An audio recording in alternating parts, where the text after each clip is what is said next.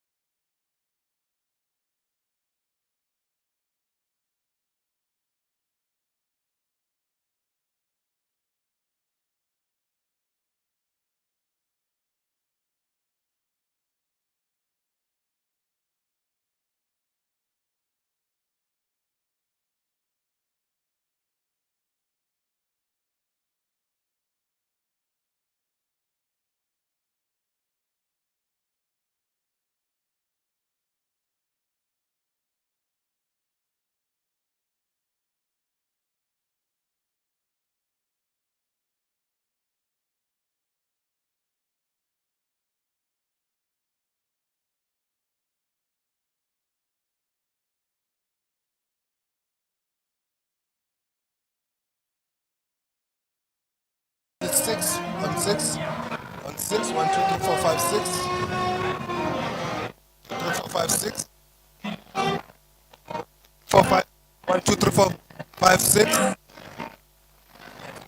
3 4 5 6 6 you got it okay let's try 5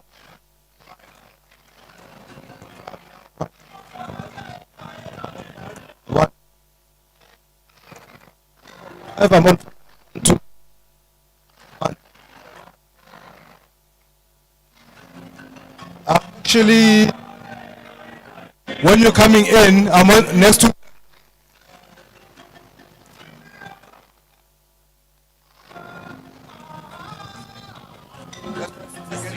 on 1 2 3 1 2 3 6 1 2 3 4 5 6 1 2 3 4 5 6 1 2 3 4 5 6 1 this is on 6 this is 6 this is 6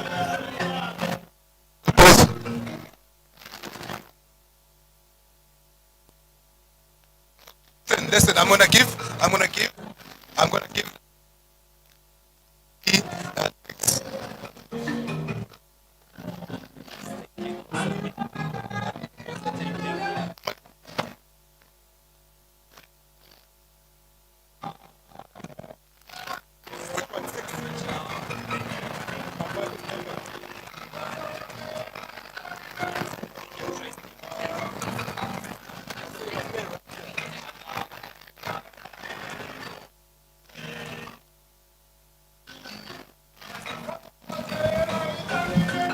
Yeah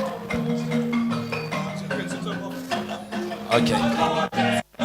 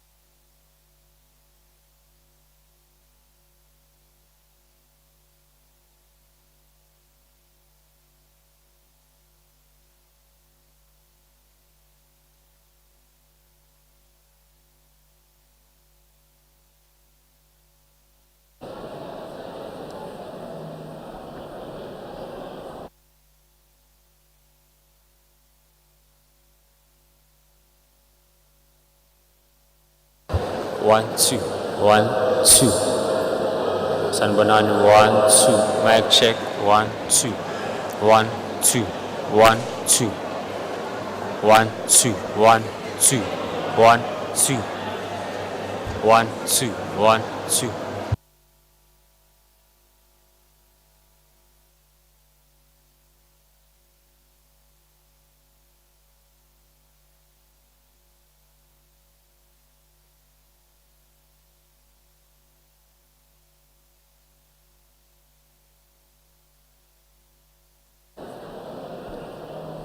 One, two, 1 2.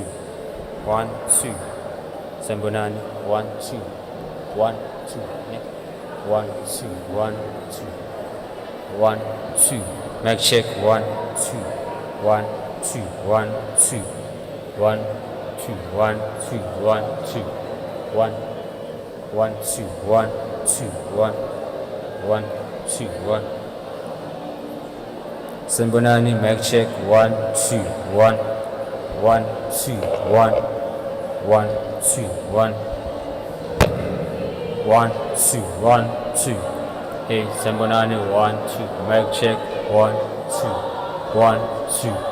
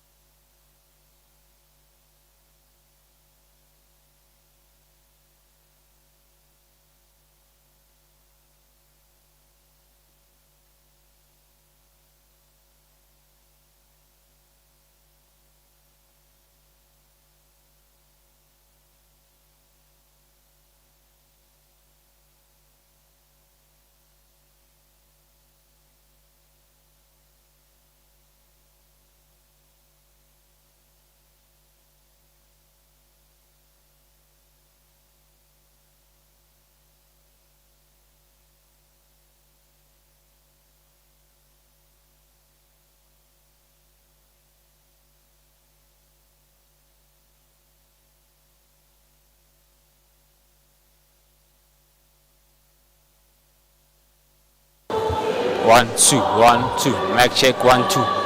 1 2 1 2. 1 2. Sanbonani 1 2. Mic check 1 2. 1 2 1 2.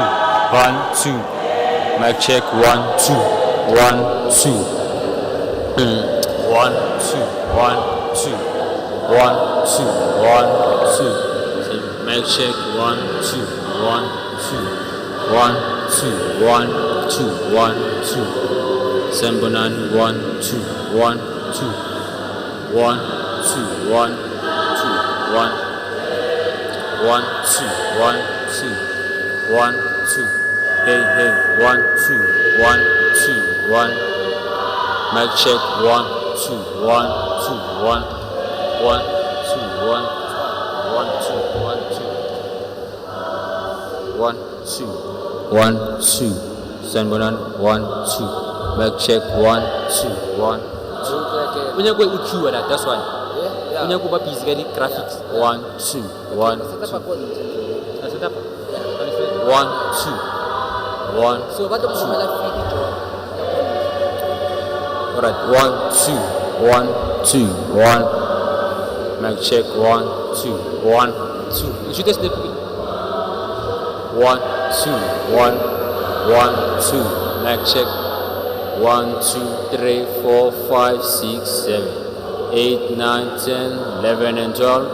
1 2 3 4 5 6 7 8 9 10 11 12. 1 2 1 2. Mic check 1 2 1 2 1 2 1 2 1 2 1 2 1 2. Mic check 1 2 1 2 1 2 1 2 3 4 5 6 7 8 1 2 1 2 1 2 1 2. Mic check 1 2 1 2. Mic check 1 2 1 2 1 2 1 2 1 2. Mic check 1 2 1 2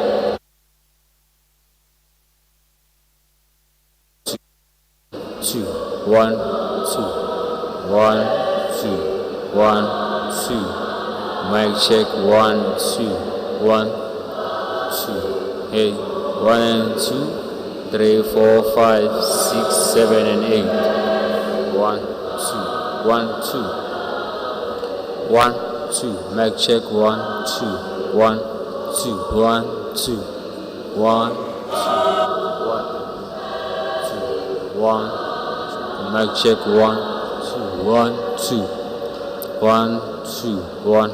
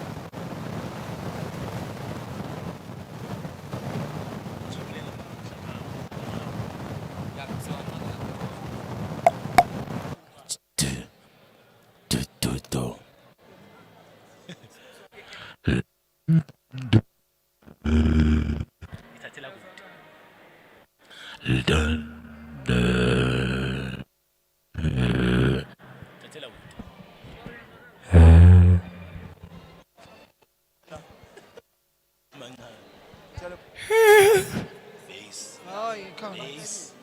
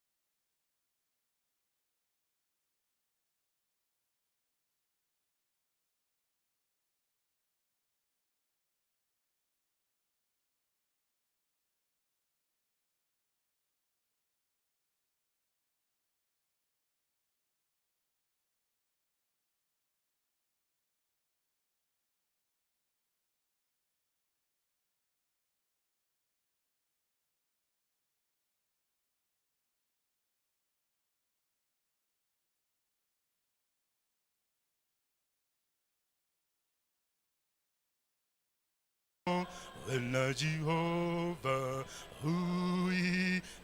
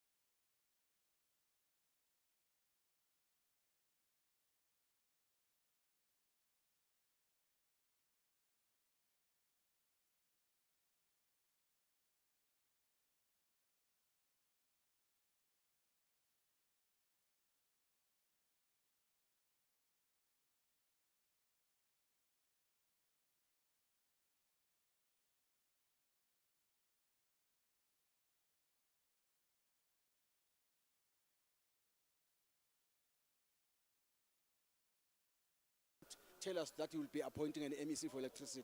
He must come with better solutions. Secondly, he must elaborate on his new elevated priorities, your TISH, your townships, informal settlement and hostels. We're waiting to see how he will be elaborating on those ones. To the people of Gauteng who have sent you to the legislature, how are you going to make sure that post the speech you hold the Premier to account? Well, that's our job. That's what we'll do. We will be responding on Thursday and Friday from the Premier's office, because we must hold them accountable to make sure that they deliver. And 2 priorities for you that you definitely want to see out of the speech, no matter what. Rehabilitation of our infrastructure and making sure that we create jobs for our people. Thank you so much, Mr. Bongosi Dlamini. Thank you.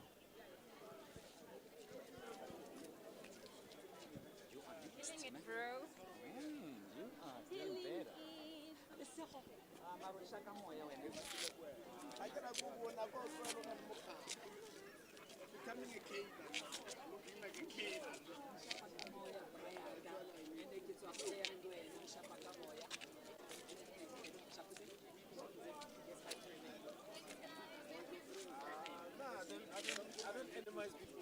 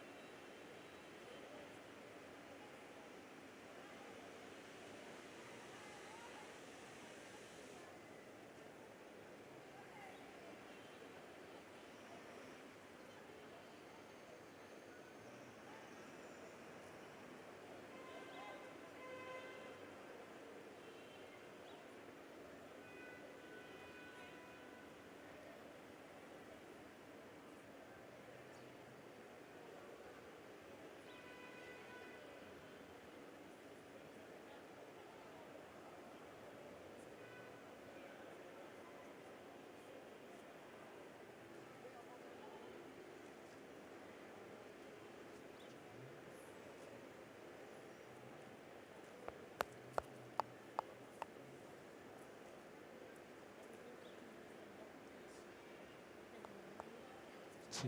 1, 2. Hey. 1, 2.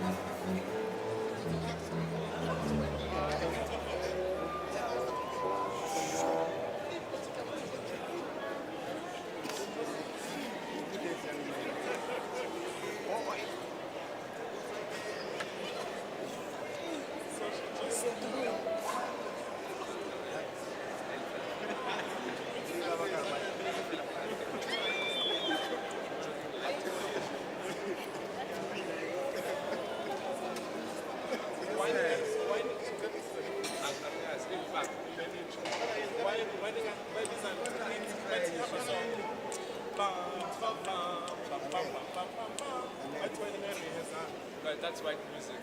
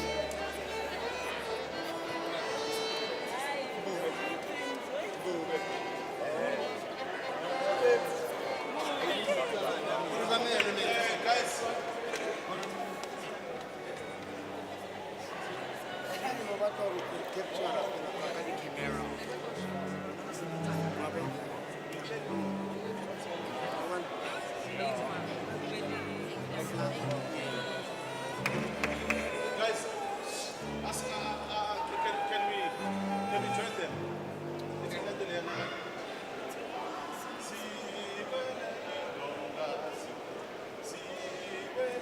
Yeah, we'll join you. We'll join you. Go back to So, can we speak? Just sit with them. Let's after this meeting. after this.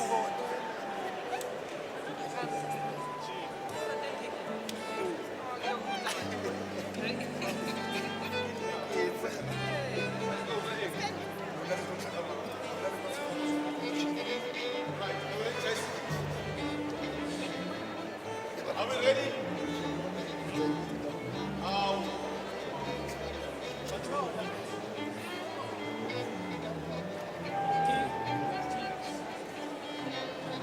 Anyway, guys.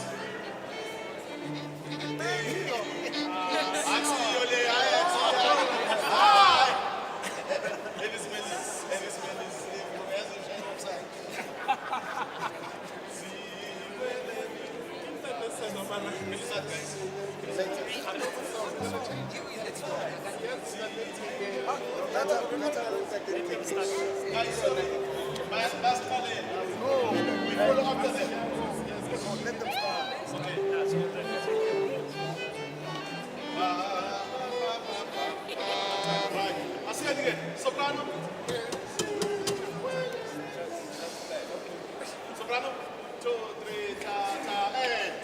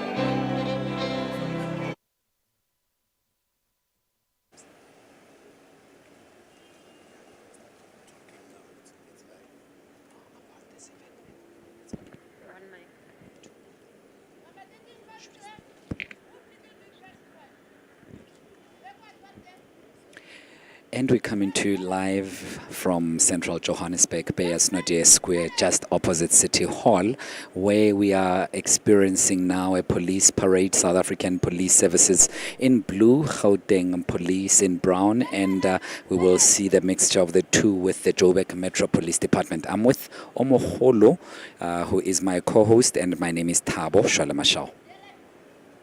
Thank you for the intro, Thabo.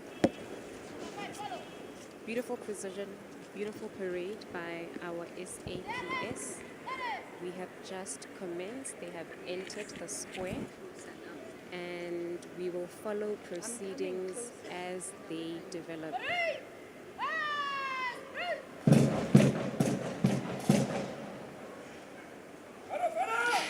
And they're doing it at military precision, making sure that the event prior to the state of the province is dignified with all state machinery to show that South Africa is riddled with amazing events and also all tradition. MCs, MPLs and guests are requested to take their seats as per arrangements in the marquee. The MEC for Community Safety, the Speaker, the Deputy Speaker, and the Provincial Commissioner of Gauteng will now take their seats, their places in the podium.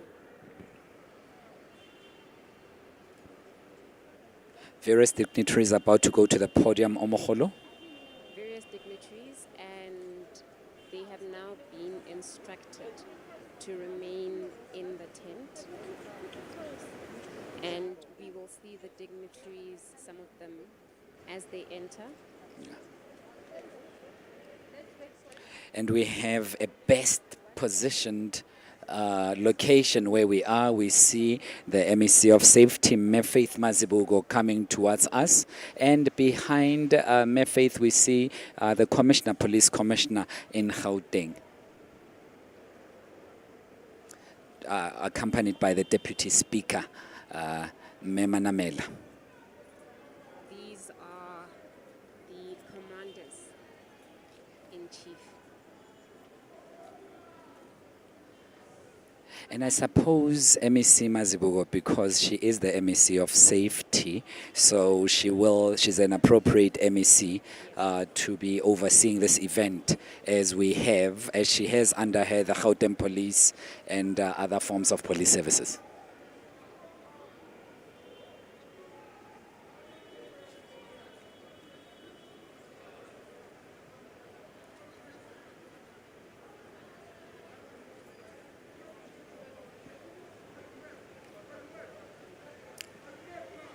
The Speaker, led by the AD camps, will now assume her position to await the arrival of the Premier.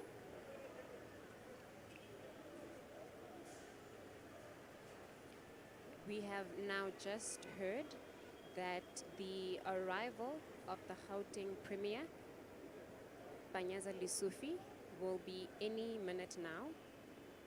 We are seeing the Gauteng Traffic Police Parade.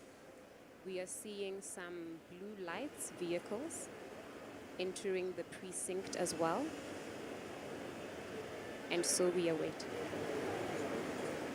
Surely he's in one of those vehicles, and as he's about to make his way through to the event right now. But pomp and ceremony continues. We're seeing members of the South African Police Services marching through, and flanking the Speaker of Gauteng Legislature, Me Ntombi Mekgwe. Actually, Omoholo, this is her event. Indeed. She is the one, through appropriate legislation, who has instructed the Premier to come and inform the people of Gauteng about the program of action. So she'll formally welcome the Premier as he disembarks from the vehicle. Yes, correct. All of this is happening in the middle of Johannesburg, and we are surrounded by these pristine old buildings looking majestic over us. You know, the Joburg City Centre really is a beautiful. Yeah. Ladies and gentlemen, the Premier, escorted by the Gauteng Traffic Motorcycles and SAPS Mounted Unit, has arrived. Premier MEC Lesotho has now. Ladies and gentlemen, you are all requested to stand and remain standing until the general salute has been played. It's Premier Lesotho walking hand in hand, right next to the Speaker of Gauteng Legislature, Ntombi Mekgwe, and ahead of them, 2 police officials who will make sure that the ceremony is going well.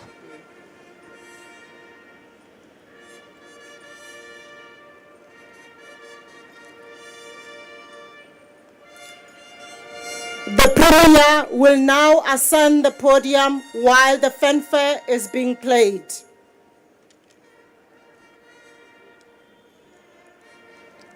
And the Premier is walking next to the, greeting us there, Omogolo, but Omogolo is maintaining a straight face. Maintaining a straight face, and I'm just noting that Premier Lesotho is the thorn amongst the roses. Yes, yes, indeed, indeed. Under the leadership of 3 officials. Yes, 3 women. capable women officials, Beautiful to watch. indeed. And the Master of Ceremonies is also a woman. Mpogoto is leading. South Africa's shining example to the rest of the continent and the world. He has ascended, and he will observe a salute, and on the podium. Ladies and gentlemen, the general salute will now be played, and the Premier alone will acknowledge the salute.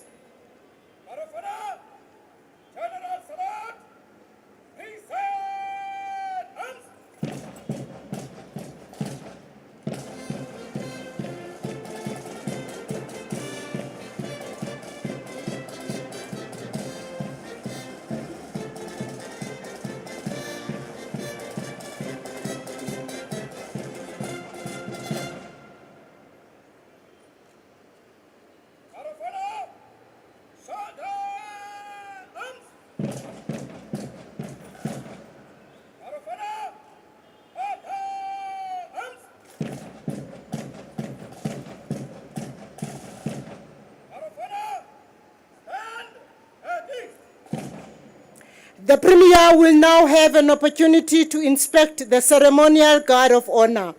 The Premier, joined by the MEC for Community Safety, the Provincial Commissioner of Gauteng, will inspect the ceremonial guard of honor.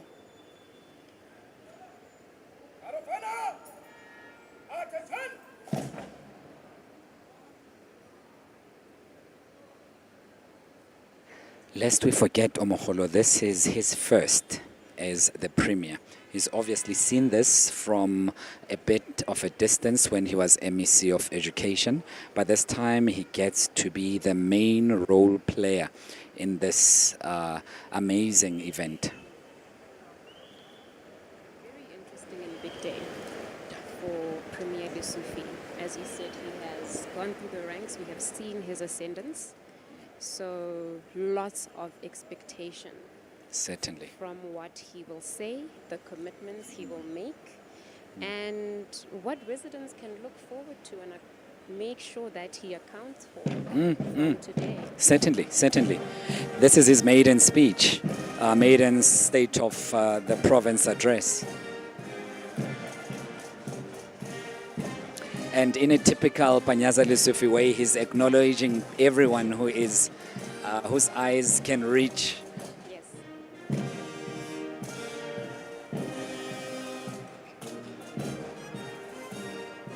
And now he's going to inspect the South African Police Services.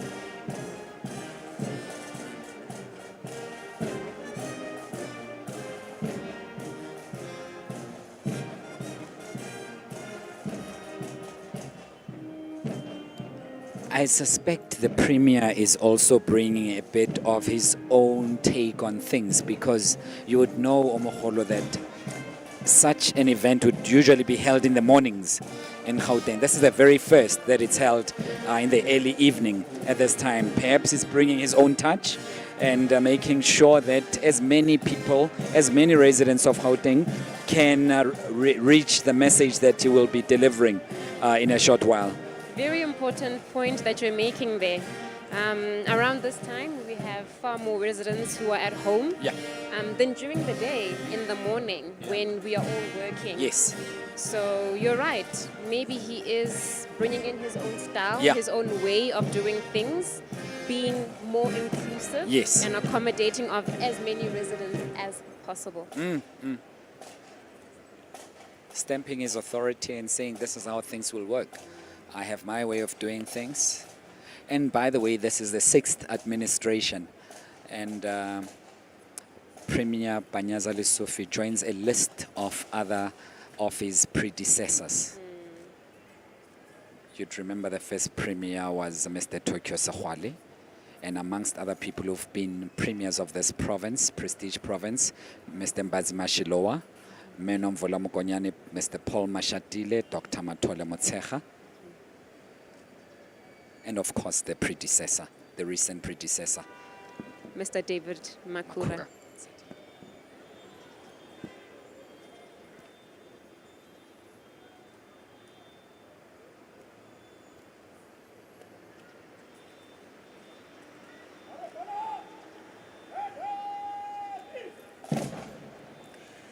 The official march past by the Guard of Honor, where the Premier will acknowledge the salute.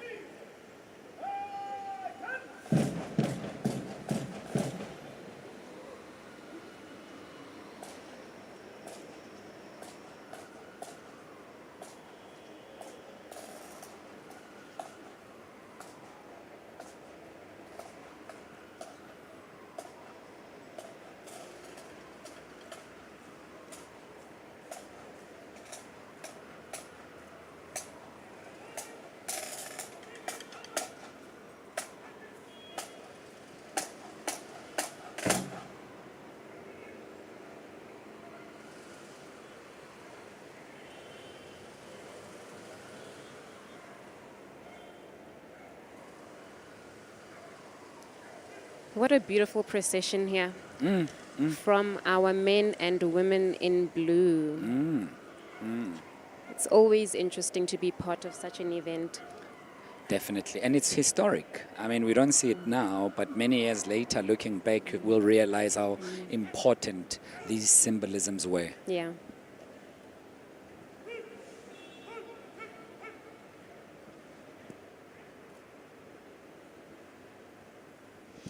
And on the far end, we can see members of the Gauteng Police, Provincial Police. The dominant color would be brown, even though there is a touch of blue.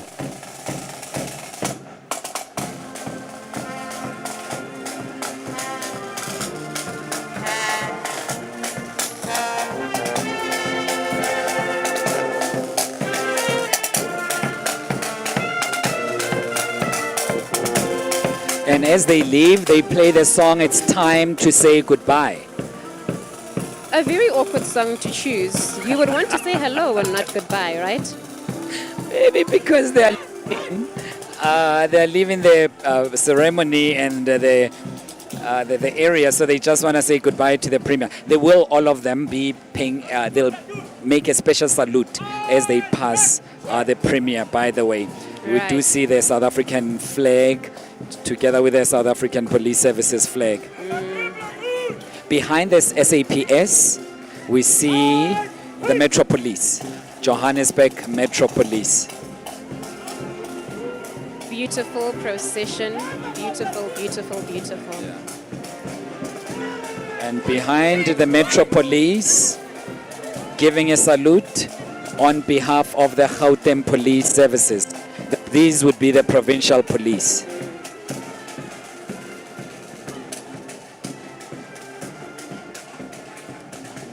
These are some of the officials, the people who have committed to protecting residents of Gauteng. Certainly, certainly. We appreciate them. Yes, yes, certainly.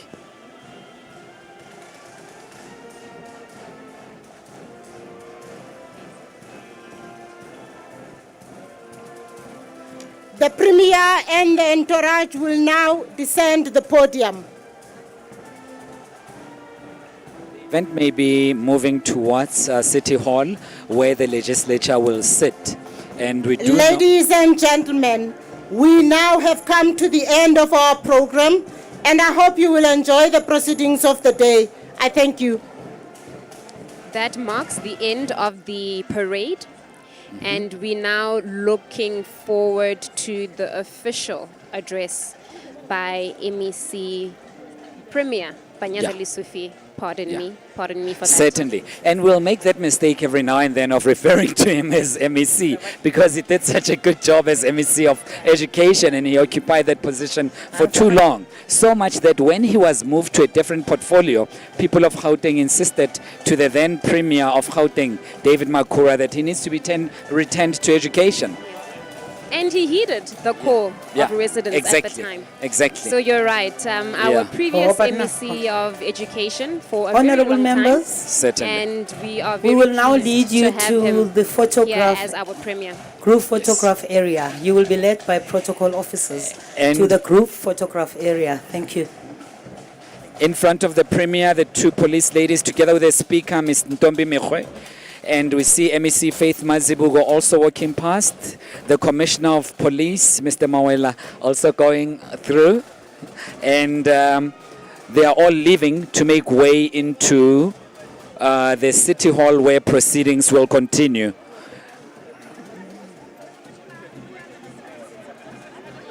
They are rushing there. Yeah, it's not gonna... They just want to get... So we see a number of MECs and members of provincial legislature as well, who will walk past us as they are headed towards City Hall on the red carpet, wearing different types of traditional outfits. Traditional and formal. Yes. Dressed to the nines, yes, as many would say. Indeed, indeed. Taking out their Sunday best, yes, others would say. Yes, yes. And a very interesting picture is that often we think, whenever we see them on TV, occupying different parts of the legislature according to their parties, that they don't get along. But they speak to each other, exchange pleasantries, exchange humor, laughter together from across parties. So it's not all that we see on TV that seems to be true. No, it's not always an acrimonious relationship Yes, that they yes. have. At the end of the day, they are colleagues. They are colleagues, indeed, indeed. They sit together in their committee meetings. Yes, yes. They do this oversight and accountability work together. Take work trips together, overseas together, and camaraderie of sorts is then formed. Yes. Yeah. Definitely. Kumera Mulefo is with the Democratic Alliance. He's working past together with Metsidim Fikwe of the African National Congress. We see members of the EFF also working past. We see... Oh...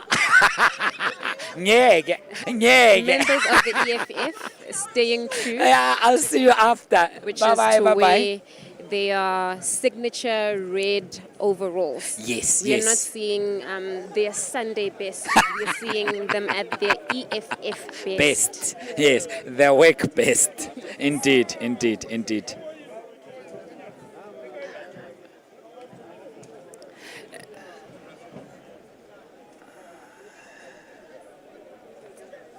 Members of provincial legislature Yeah. and dignitaries now proceeding to the city hall. For the real business, for the main business of the day, which is the State of the Province address, which is about to kick off in the next short while, and it will be taking place in the Johannesburg City Hall. Omogolo, you may or you may not know the fact that this City Hall was constructed in 1914, when the First World War began.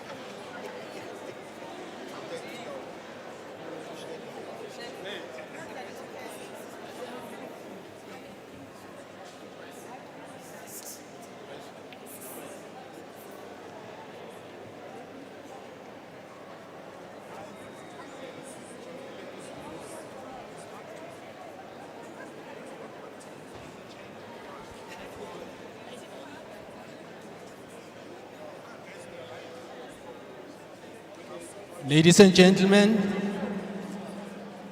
the Speaker of the Gauteng Legislature, Honorable Ntombi Mingwe, and the Premier of Gauteng, Honorable Panyaza Litsufi.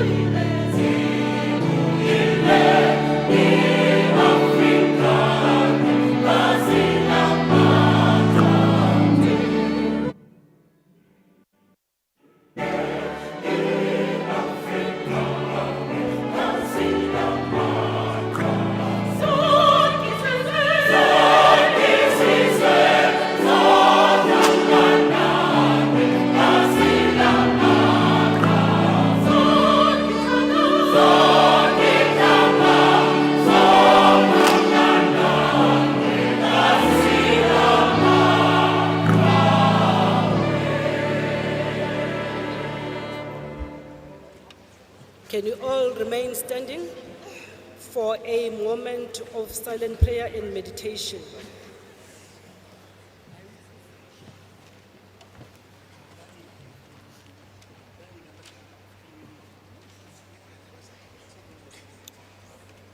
Thank you very much. We may all be seated.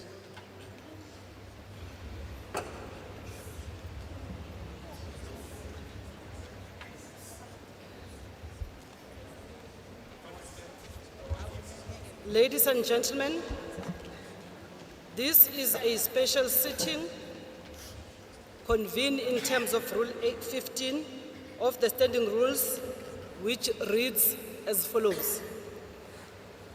At the first sitting of the Legislature each year, the Premier must deliver an address on the state of the province.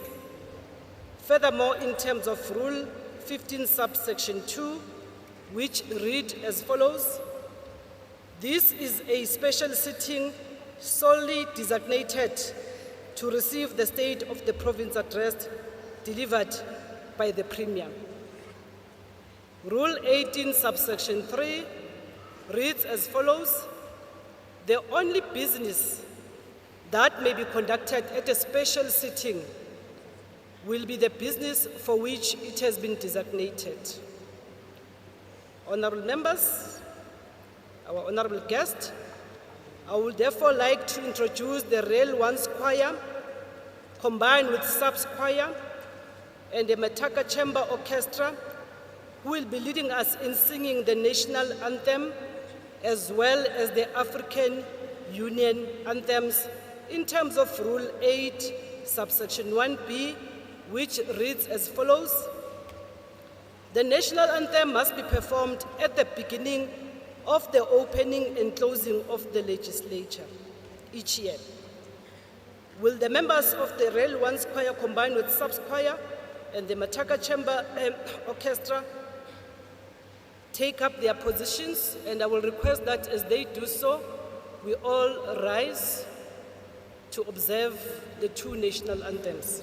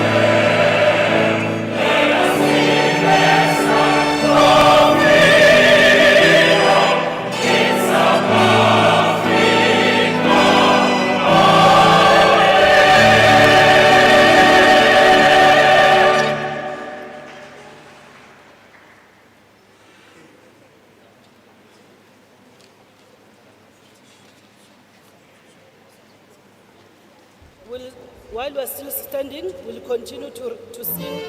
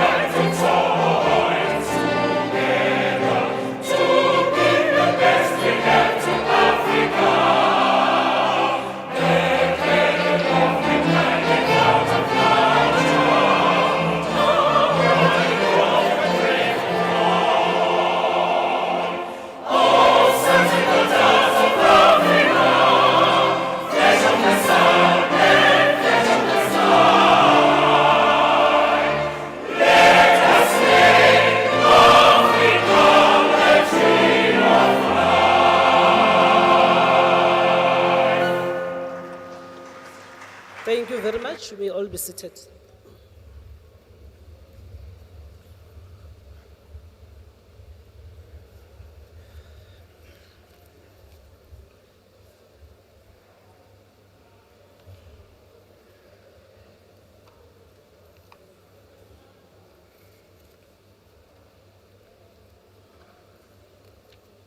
Ladies and gentlemen, let me acknowledge the presence of our Honorable Premier, members of the Executive Council, leaders of political parties, members of the National Council of Provinces, members of the Provincial Legislature. Ladies and gentlemen, let me acknowledge our guest, the Chairperson of the National Council of Provinces, the Speaker of KwaZulu-Natal, delegates of the Pan-African Parliament, members and presiding officers of the Gauteng Provincial Legislature and their partners, former members of the Gauteng Provincial Legislature, the Deputy Minister for Public Service, High Commissioners and Ambassadors, former speakers and deputy speakers of GPL, veterans and freedom stalwarts, the judicial institutions, secretaries of provincial legislatures, faith-based organizations, executive mayors of all municipalities in Gauteng, speakers and presiding officers of provincial legislatures, members of the Executive Council and their partners, speakers and the chief whips of municipal councils,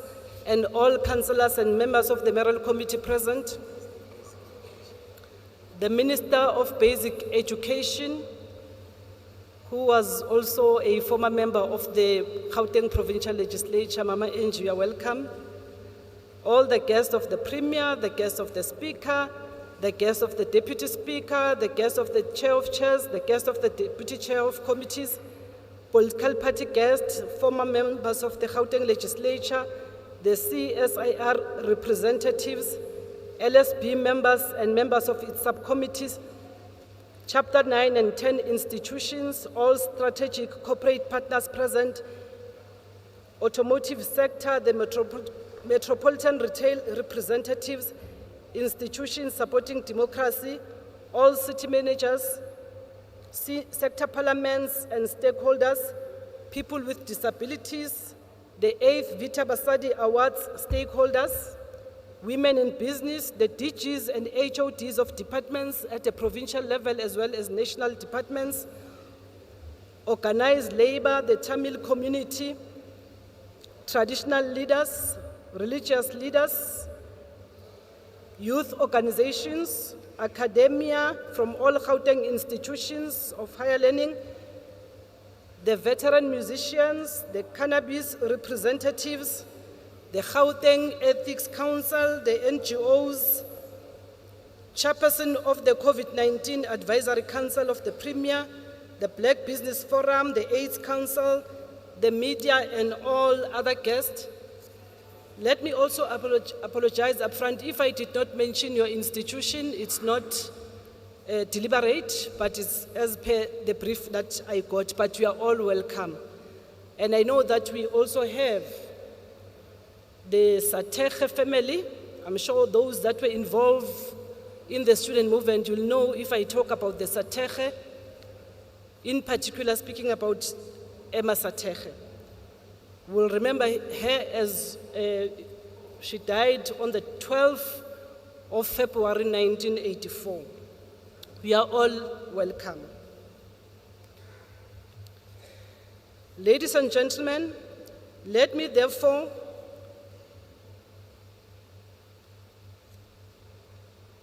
suspend the sitting for 3 minutes in order to allow the media to come and take photographs. Can members of the media come in front to take photographs for 3 minutes only, please?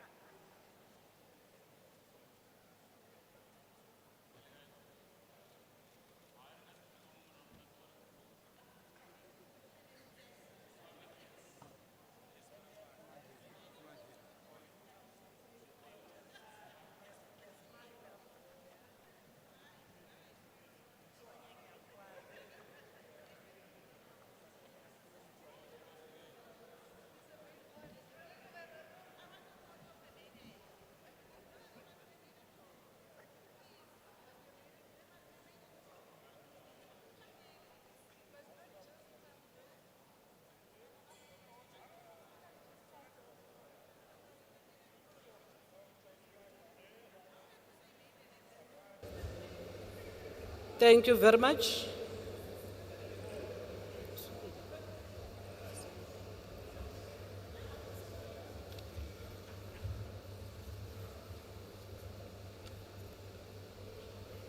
Members of the media, can you please?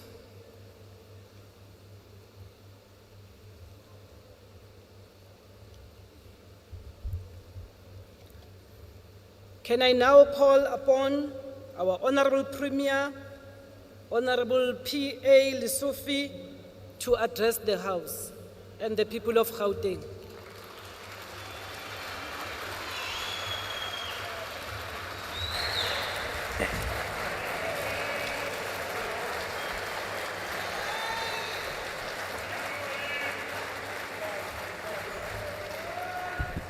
Thank you so much, Madam Speaker, Ntombi Mihwe,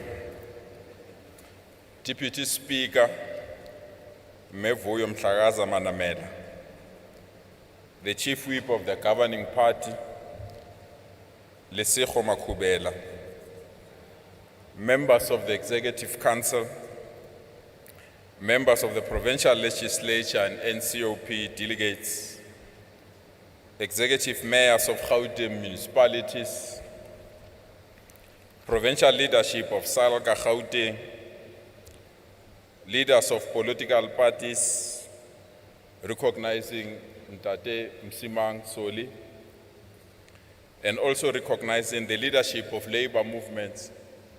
I know the chairperson of COSATU in our province said he will not boycott this session, he will come here wearing a new suit. So I want to welcome him.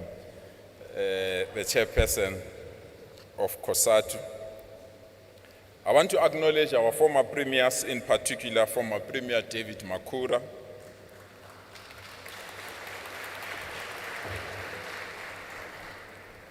esteemed members of the judiciary, members of the diplomatic community, provincial commissioner, and heads of law enforcement agencies, the Auditor General of South Africa, the chairperson of the Gauteng Ethics Advisory Committee, Dr. Terence Nombembe, the chairperson of the Youth Advisory Panel, Oagile Low, chairpersons of Chapter 9 institutions, stalwarts and veterans of our liberation movement, captains of industry, and trade union representatives, distinguished guests, ladies and gentlemen, the residents of Gauteng. Her name is Emma Sater. She was just a 15-year-old student from Dr. H. Bete Secondary School in Atteridgeville, Pretoria. On the 13th of February 1984, she joined other students at a school demanding quality education and a free South Africa. What followed will go down in South African history as one of the most brutal and morally outrageous acts. A police vehicle drove her over her tiny body, and she later died at a nearby hospital. This outrage pushed most of us into swelling the ranks of the student movements and the underground structures of our liberation movement. She died demanding a free and just South Africa. Today, however, history is assigning us the task of not demanding, but shaping a free South Africa into a society envisaged by Emma Sater and many generations before hers. Please join me in welcoming the family of Emma Sater as my special guests.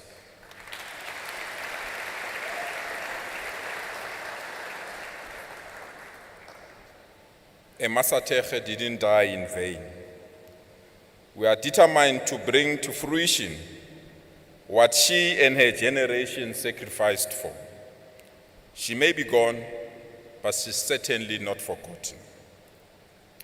Madam Speaker, today is almost 4 months since we took an oath to reposition our province of Gauteng.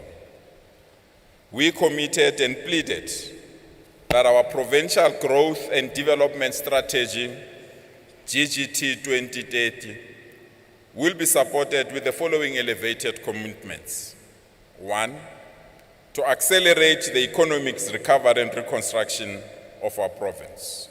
2, to declare crime, corruption, lawlessness, and vandalism as the enemy that must be mercilessly defeated.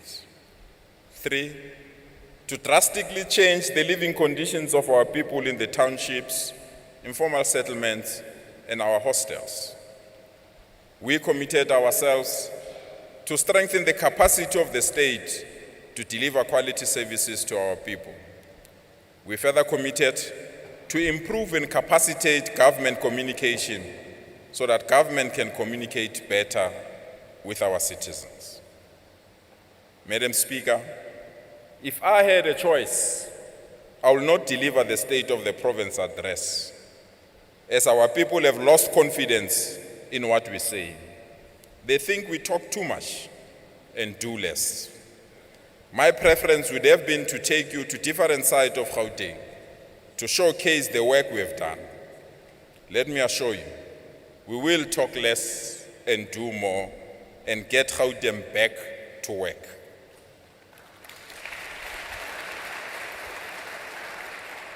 Today, let's openly admit that our province is a home of heartless and merciless criminals. They do as they wish. If this situation is left unattended, it will be the end of all of us. Our situation is correctly captured by Kgothatso Madisha, a journalist from the Sunday Times, when he writes, "In our country, we survive not because of the protection from law enforcement agencies, but by grace of God and sheer luck of not crossing paths with gun-toting criminals." He was responding to the completely unacceptable crime statistics of our country. So the issue of fighting crime should be our apex priority. We should unleash all our resources at our disposal to tackle crime. To this end, we are proud as this administration that we are increasing the budget of fighting crime in our province from 750 million to multi-billion rands in the next 3 years. Starting from the 1st of April, we will start to connect our suburbs, townships, business districts, schools, and other public places with high-tech face and car recognition CCTVs. We will arm our citizens with e-panic buttons that will be linked to our law enforcement agencies. These e-panic buttons will also be linked to our CCTVs and our new state-of-art in terms of integrated command center. What we mean here, Madam Speaker, is that every citizen, every time that they feel threatened, they will press the E button and the E button will register in the offices of our law enforcement agencies and will unleash all forms of support to our citizens. We will unveil 2 new helicopters at the beginning of the next financial year and also add 4 additional helicopters within the 2023-2024 budget cycle to send a strong message to criminals that wherever they are, we will arrive in full force. We are working with the private security industry, and they've also pledged their support to add all their resources to the pool that we'll utilize to fight and search for criminals. To ensure that our police are not sacrificial lambs in the battles with criminals, we are at an advanced stage to procure 180 state-of-the-art drones that will infiltrate areas that are difficult to patrol and to police. These drones are equipped with technology that can capture the direction of a bullet and where that bullet comes from. This will assist our police to be safe.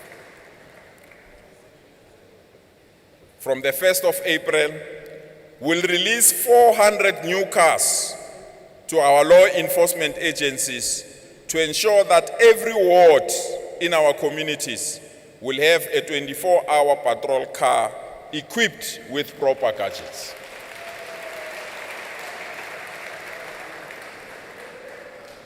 "6,000 young people have been recruited to go to training so that they can be combat ready to patrol our communities. These 6,000 young people who were unemployed 2 months ago, today they are fully employed and they are going to get a permanent salary. Their task is one and one thing only: where there is a criminal activity, call a backup of the police and ask our people. These young people will invade all our streets in Gauteng from the 1st of May 2023. The private security industry is forwarding 10,000 people, armed, ready, to combine their forces and their resources with our forces under a joint command structure that will be guided by our Provincial Commissioner of Police. This is a strong message to criminals. No more playing days in Gauteng. We are ready to confront you wherever you are. In order to strengthen our fight against crime, we need to revamp our legislation on 3 crucial areas.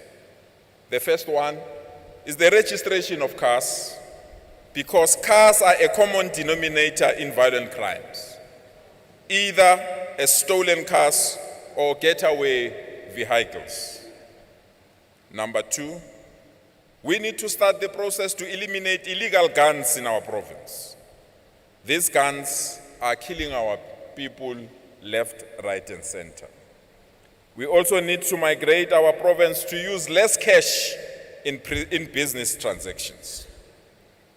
If we can manage these 3 things, registration of motor vehicles, elimination of illegal guns, and the need to migrate to a cashless province, we believe we would have started the battle against crime. The current number plates are running out of numeric and letters. We want to take advantage of this situation to introduce a new, very difficult to copy and tamper-proof number plates, so that those that are using wrong or duplicate number plates will have no time to drive through our roads in Gauteng. As we speak, we've issued the Government Gazette on the 17th of February 2023 for consultation and comments on the new security features. This new system will also assist in managing the abuse of temporary number plates. We also call upon our SADC countries to create a new database of all vehicles within the region, so that we can all have a common verification database of all cars that are coming in and out of our country. We've also issued a strict instruction to our law enforcement agencies to pull off those who continue to drive cars without number plates or fraudulent temporary permits. The abuse of fake blue lights are in the increase. A special unit to eliminate this phenomenon is going to be assembled in the next few months. Those with illegal guns are holding all of us hostage. They play God. They can determine who lives and who dies. Together with the private security industry, we have found a new solution that will assist in tracking stolen guns. And it will also assist in locating the owner and also following up on the cases that have been opened with the police using the necessary reference numbers on these guns. Colleagues, if we can't remove illegal guns will remove all of us. We will firstly migrate our law enforcement agencies' guns in this system, then request all those official gun holders to also register their guns so that their guns can be tracked. Remember, an illegal gun started being an official gun. So the sooner we have all our guns properly tracked, so that every time they are in the hands of wrong people, especially criminals, we can track them and also track the gun. To contribute to our desire to use less cash in business transactions in our province, we urge our retailers and other businesses to join the hospitality industry in eliminating cash transactions. If we all do so, we'll see less cash, less business robberies, less cash heist, and less ATM bombings.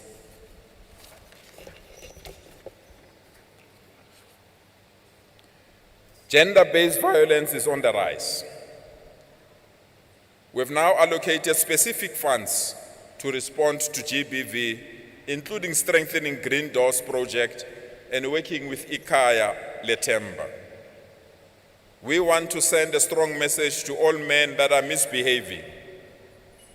We are going to protect our women and our children with everything that we have at our disposals. Our women are not a crime scene, and our children will not be intimidated by cowards. Operation Okai Mulao has demonstrated good results. Even the minister has hailed this program and has encouraged all other provincial commissioners to replicate our model in intensifying their provincial operations. I want to take this opportunity, heartily so, to thank the Provincial Police Commissioner, Lieutenant General Elias Mawela and his team. This is the Provincial Commissioner that spends time fighting criminals than being in offices. I want to plead with you, Lieutenant General Elias Mawela, if by any chance a vacancy occurs and this country needs a new police national commissioner, please don't apply. We need you here in Gauteng to fight crime.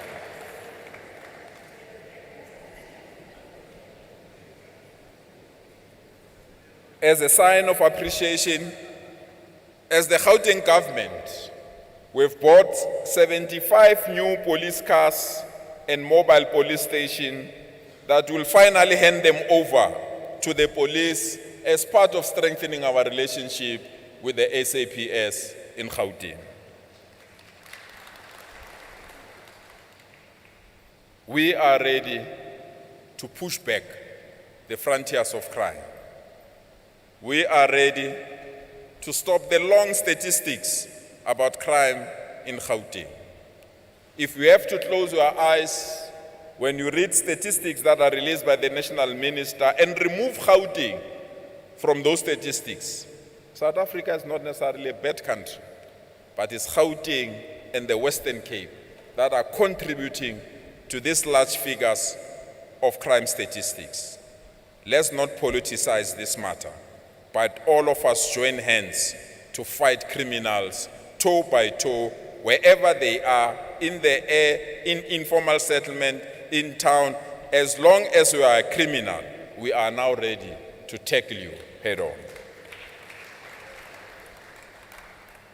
Our leader, the late Oliver Reginald Tambo, once said, a country, a movement, a person that does not value its youth and children doesn't deserve its future. Drugs are on the verge of wiping an entire generation in our province.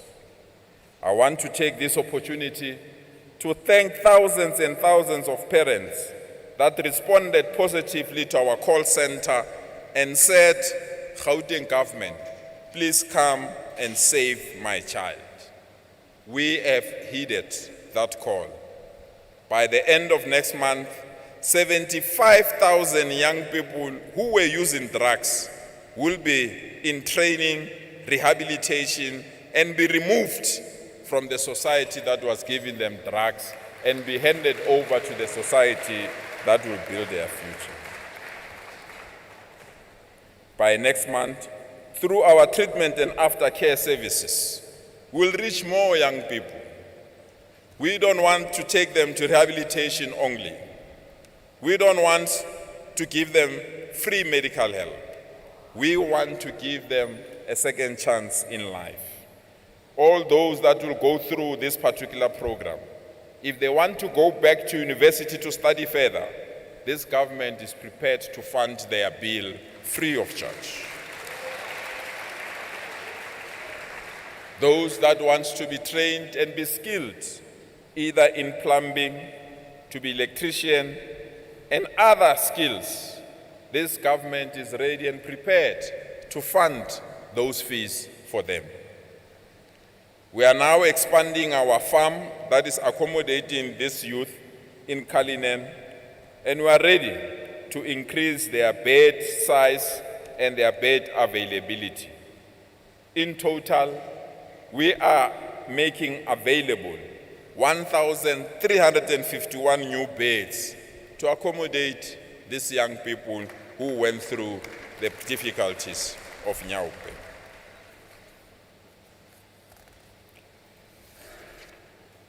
Lehlohonolo Sekgobela is 30 years. He comes from Parktown here in Johannesburg. He says he carries an empty box of matches every day as a reminder that he cannot go back to using drugs. He says, I smoked dacha and drank alcohol back in my high school days, but the habit got worse. And when I was doing my first year at tertiary in 2009, I started trying ecstasy with my friends at rest. We went on to smoke crystal meth, cocaine, cat, rock, and it became an ongoing thing. Ladies and gentlemen, I'm proud. Today, in this house, we have managed to rehabilitate Lehlohonolo Sekgobela, and today is a young man ready and firm to reclaim his life and to get. And Lehlohonolo Sekgobela is in the house. I want to acknowledge and thank him as well. This is the changes that we are making to our young people. They might be small, but they are impactful. If this young man was not assisted, who knows what would have happened to their parents, their belongings, and their assets. We will change Nyaupe addicts in our province one by one until we've defeated this phenomenon.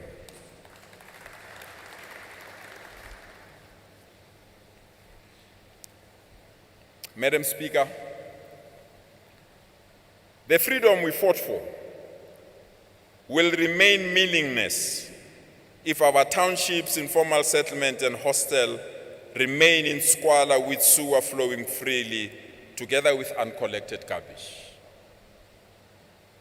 The gap between our townships and suburbs is growing unabated. This gap must be closed, and this state of the province address is setting a firm foundation for that particular mission. We commit ourselves that will convert our townships, informal settlements, and our hostels to be better and respectable.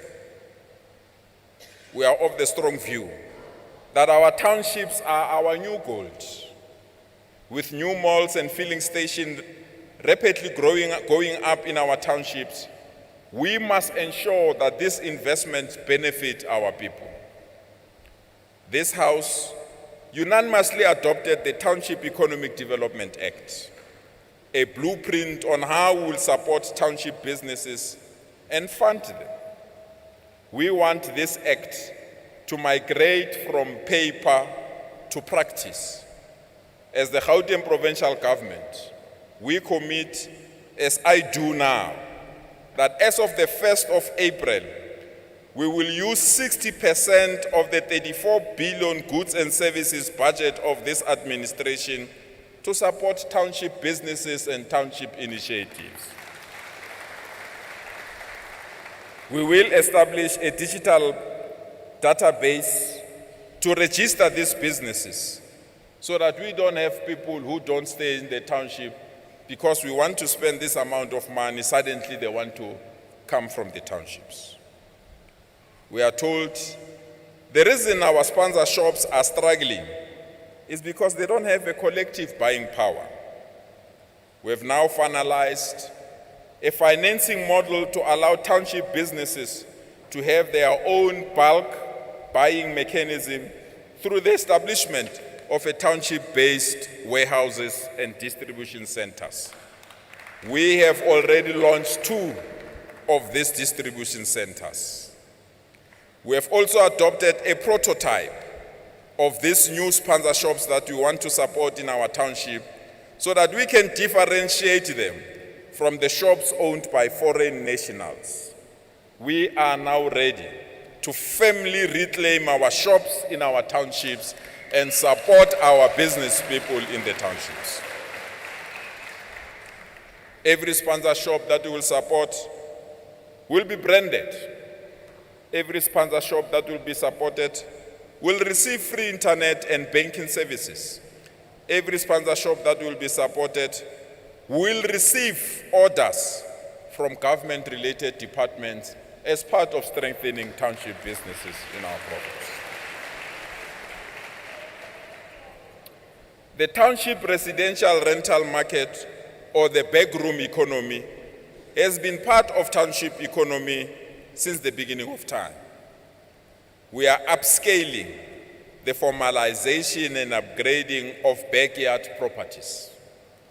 We are empowering Abu Mustand to be in the real estate industry. I'm pleased to announce that 2,000 Abu Mustands have been validated for funding and 40 loans have been approved to the tune of 50 million so that they can upgrade their backyard houses and rent them properly and correctly. We also want to ensure timelessly the lodging of zoning applications should be accepted with speed by local government. We believe if we can put proper systems here, we will eliminate people that just built a backyard houses without proper plans and approvals. With our Gauteng broadband network, we will provide reliable internet in the townships and make free Wi-Fi available in strategic areas of our communities so that our children can get free data in our townships. We are bringing free Wi-Fi in our communities. If you want to taste our free Wi-Fi, use GBN network now in this house. You won't be disappointed.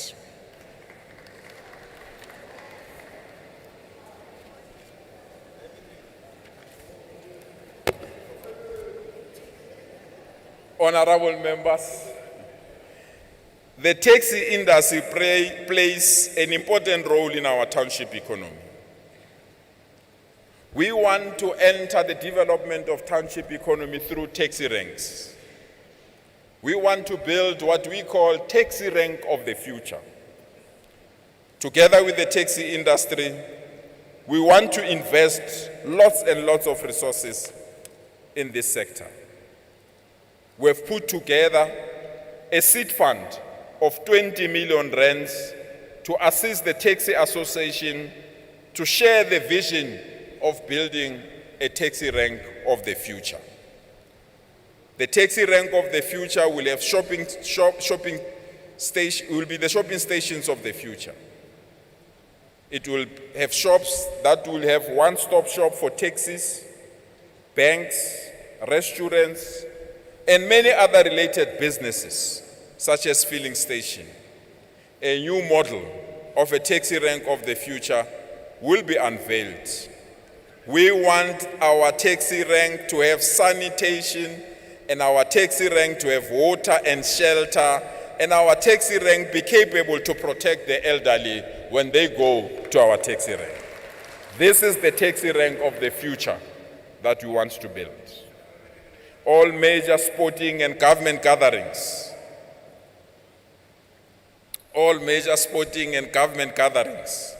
will now be held in our townships to support township economy.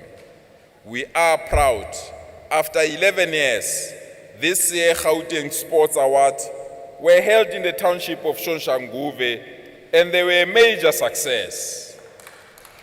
This initiative boosted lots of township businesses, and we are now walking our talk. We are translating the act from paper to action. Madam Speaker, we must be the generation that should end informal settlements in our lifetime. We need to begin a process of managing, formalizing, and ending informal settlements. As part of ensuring that informal settlements don't escalate in our province, we are concluding the establishment of a 24-hour anti-land invasion tactical unit in our province. This unit will be fully equipped and backed by legal brains to stop the lawlessness of invading other people's land easily. Madam Speaker, we are intervening in 731 informal settlements in our province. Of this, we have enumerated 639 informal settlements, and we will be upgrading 179 informal settlements at the budget of 3.1 billion. We are committing ourselves as this government. Informal settlements are not dumping place for our people. We will beautify them and make them habitable with a long-term view of taking them to proper houses. Today, we have released 482 number of service stands.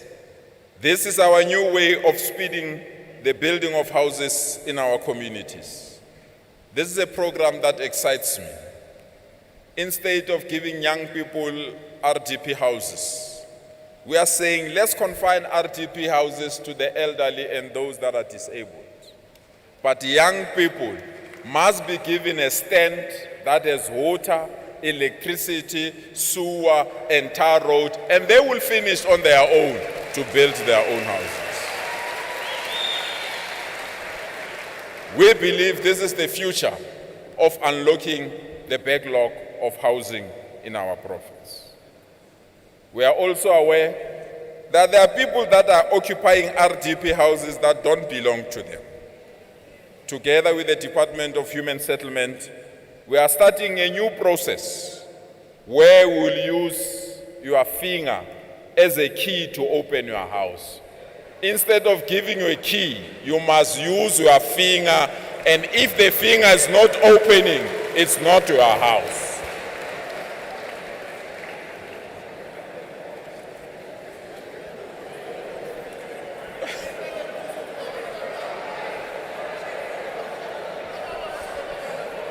Load shedding is not permanent.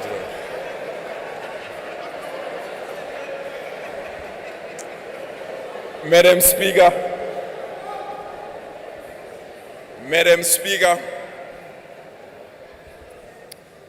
Babu Tlamin, I want to start by apologizing to our hostel residents for the total neglect of hostels in our province. I grew up at Block 4 Stucha Hostel in Tembisa with my late uncle. Hostels used to be beautiful and friendly. On the 13th of December 2022, I met with Izindunas to share and consult with them our plans regarding the improvement of hostels. As government, we own 6 hostels in Gauteng, namely George Koch, Denver, GP, MBA, Marion Roberts, and LTA Retaville. We are committing ourselves that we are converting these hostels into livable spaces, and we are rolling out the services to all of them. As of today, we're finalizing connecting these hostels. All these 6 hostels are under our care and have been installed with free Wi-Fi and data as of last week, Friday. We are moving to establish the hostels of the future. We have appointed service providers who will clean these hostels frequently. We are repairing all broken windows, roofs, toilets, doors in all these hostels that are owned by the provincial government. We will install showers, Bablamin. We'll repair all the toilets. We'll reconnect electricity where it has been disconnected. We'll collect refuse frequently with clearing services by personnel from the Gauteng government. From the 1st of April, all the 6 hostels will have weekly mobile health clinics with doctors and nurses. We want our residents in these hostels to get the necessary medical care. We also want to empower our children that are staying in these hostels. Together with the Department of Basic Education, we will introduce 8 early childhood or creches in the hostels and provide women living in these hostels with privacy and support. We want these hostels to be better. All the 6 hostels will have CCTV cameras to manage crime. We'll also have a 24-hour patrol car in each and every hostel so that the residents of these hostels must be safe. Lo msebenzi siwenzayo lo sisebenzisana nezinduna kanye nomphakathi. To us, hostels are meant for human beings. To us, hostels must be a place for love, care, and comfort. Hostels must not be a place where people are not taken care of and supported. And I'm proud I've invited Izindunas to this so that they can get it from me. Hostels will never be the same in this particular province.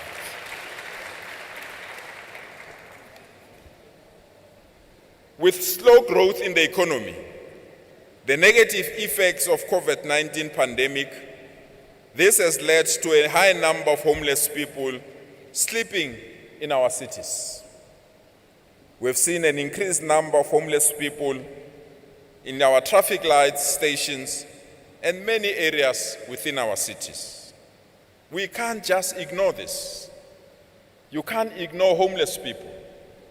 You can't ignore homeless children and say they will see to finish. We are proud. We've initiated a program that has now relocated 3,000 homeless people, and these 3,000 homeless people are now receiving a warm meal, medical support, clothing, and shelter. We are putting systems to prepare to give them support during the upcoming winter season. To be homeless does not make you a half human being. To be homeless does not mean your rights must be trampled with. We are prepared to protect the homeless and direct them to necessary institutions so that they are not homeless anymore. This is a commitment we dare not fail. The number of non-governmental sectors, organizations receiving support from government has increased.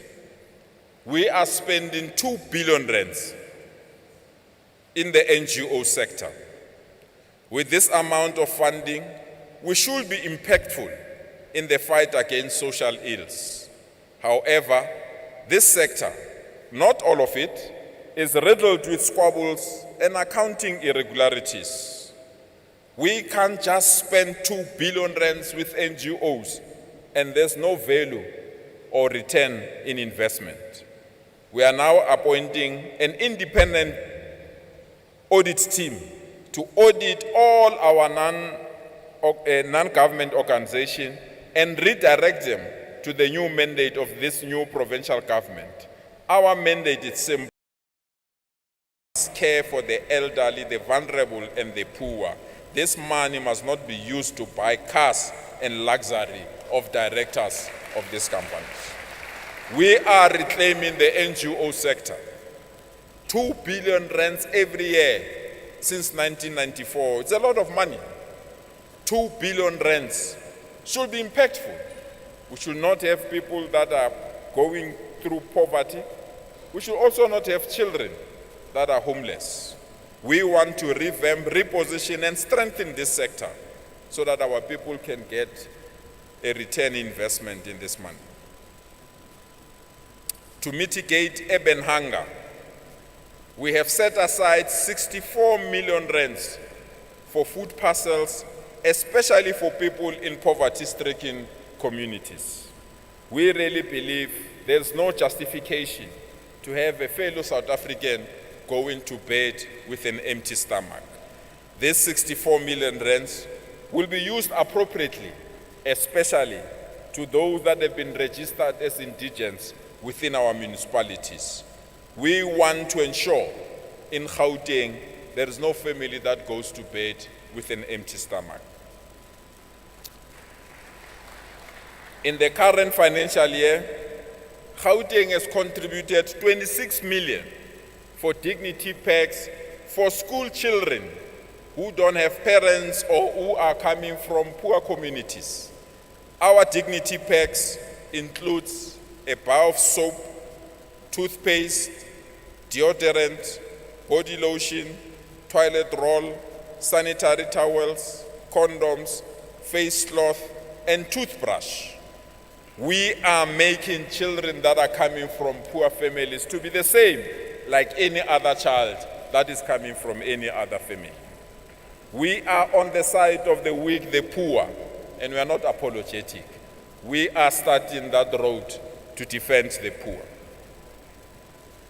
Madam Speaker, honorable members, I want to take this opportunity to acknowledge a person that will forever remain special in my life, the Minister of Basic Education, Mme Angie Motshekga. It is through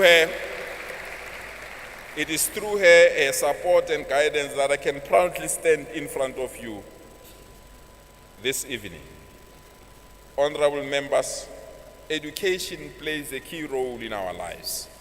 It is only through education that we can take out the poor from poverty. It is only through education that we can grow a country.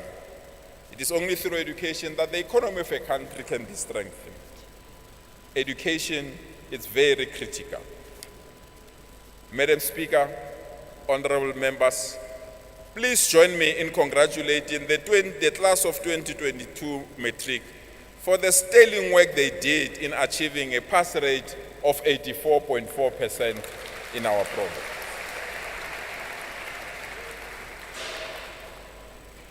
Maybe when I say 84.4%, you don't understand it. What it means, out of every 10 learners that wrote matric in Gauteng, 8 passed matric. Not only that, of the 8 that passed matric, 6 passed with bachelor passes to go to any university of their choice. We as Gauteng, we are contributing close to 44,000 distinctions to the national education system. Of the 44,000 distinctions, 20,769 are coming from township schools in our province.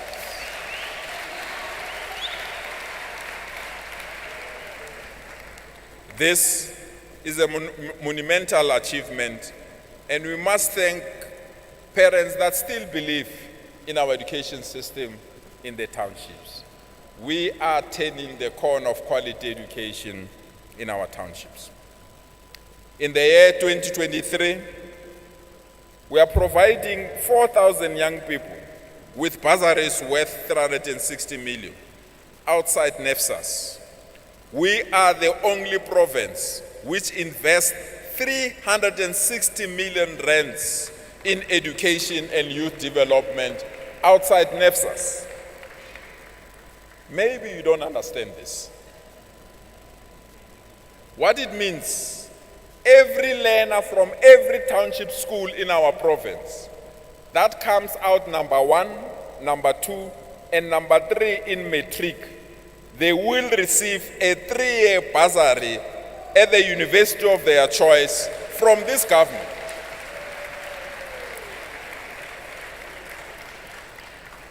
On top of that, these learners will also receive a laptop to make their learning easier.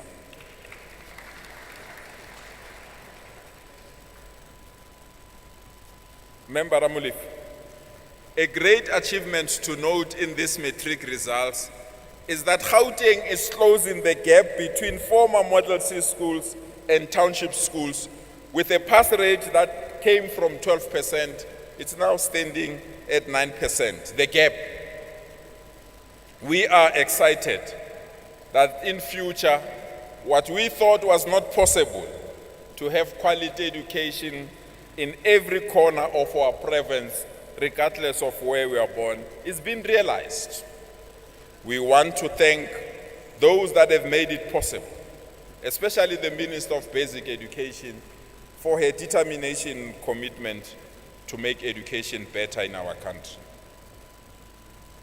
Ladies and gentlemen, today, here in this house, I've invited students that receive total marks, that is 100% in maths, business economics, and out of those learners that received total marks, 24 of them are coming from township schools, and today they are my guests.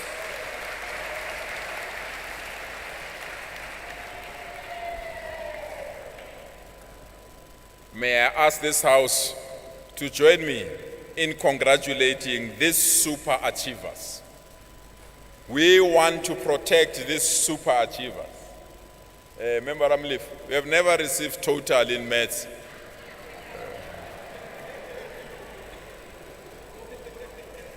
And your former leader,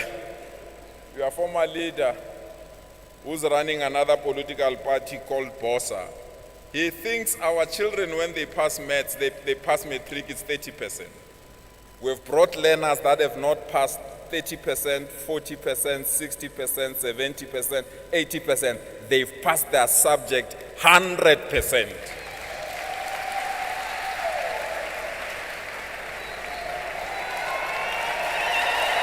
How I wish these learners can rise. Can these learners rise in the house? These are not a 30% generation. They are 100% generation. Bantwana bam, go to those universities and show them flames. We are immensely proud of you. Keep it up. Thank you so much.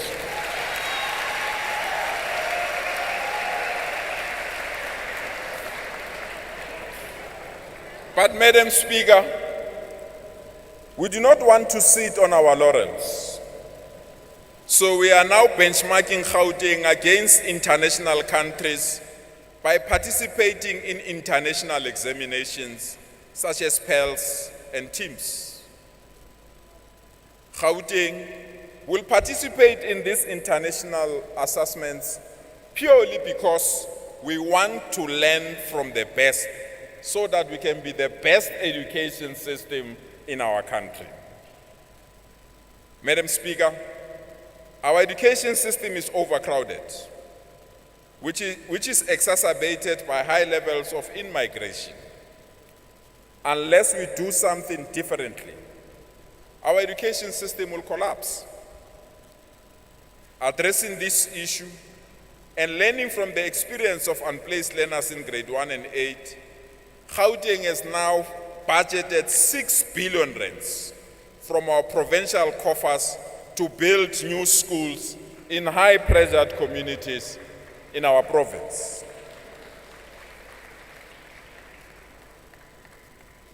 We have further received a major boost from National Treasury to finally demolish mobile schools and asbestos schools. We will rebuild 18 new schools in Gauteng as part of this new program. We are mindful of the physical constraints, but we want to take this opportunity to thank and appreciate the National Minister and the national government, as led by President Cyril Matamela Ramaphosa, for allocating 1.5 billion rands to the Gauteng education system to build more new schools. We truly appreciate this gesture. In this regard, I would like the House to note that for the first time now, we will access resources from private sector financial institutions to fund infrastructure projects upfront, after which they will build, maintain, and transfer them to the Department of Basic Education in our province.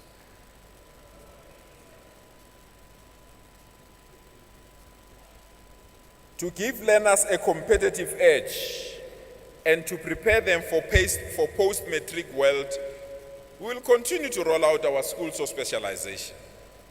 To date, we have 21 new schools of specialization, and by the end of this administration, this number will be increased to 35 schools. I want to congratulate Mr. Mashian, a principal from Soshanguve Engineering School of Specialization, who became a winner of a Visionary Clean Tech Student Award in Abu Dhabi, and Mr. Mashiane will be representing his school and our country in the forthcoming Advancement Global Entrepreneurship World Cup in California, the USA. So what this means is that our decision to establish schools of specialization in our province is getting international recognition. When we spoke about schools of specialization, those on my left were criticizing us, thinking that we are hopeless and aimless. Today, we can confirm we are being recognized across the globe.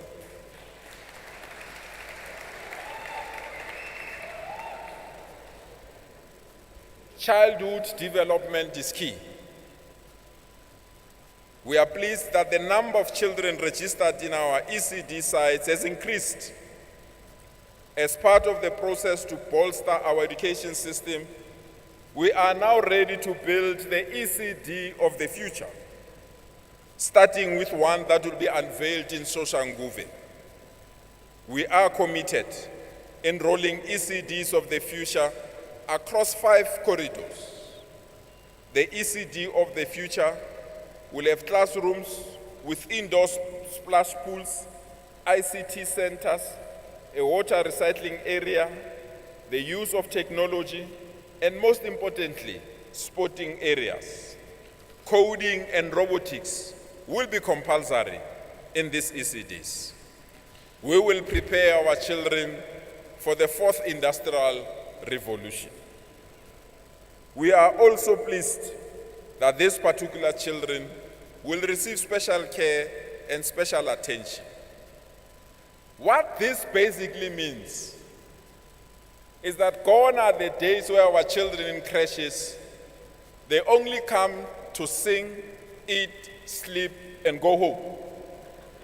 In these new ECDs of the future, they will be taught about maths, physics at an early stage so that they can be the future that we want. Honorable members, young people constitute 39% or 5 million of the total population in Gauteng. About 2.3 million of these young people could be classified as not being in education or employment. Therefore, as a province, we will continue to place youth development at the center of our planning.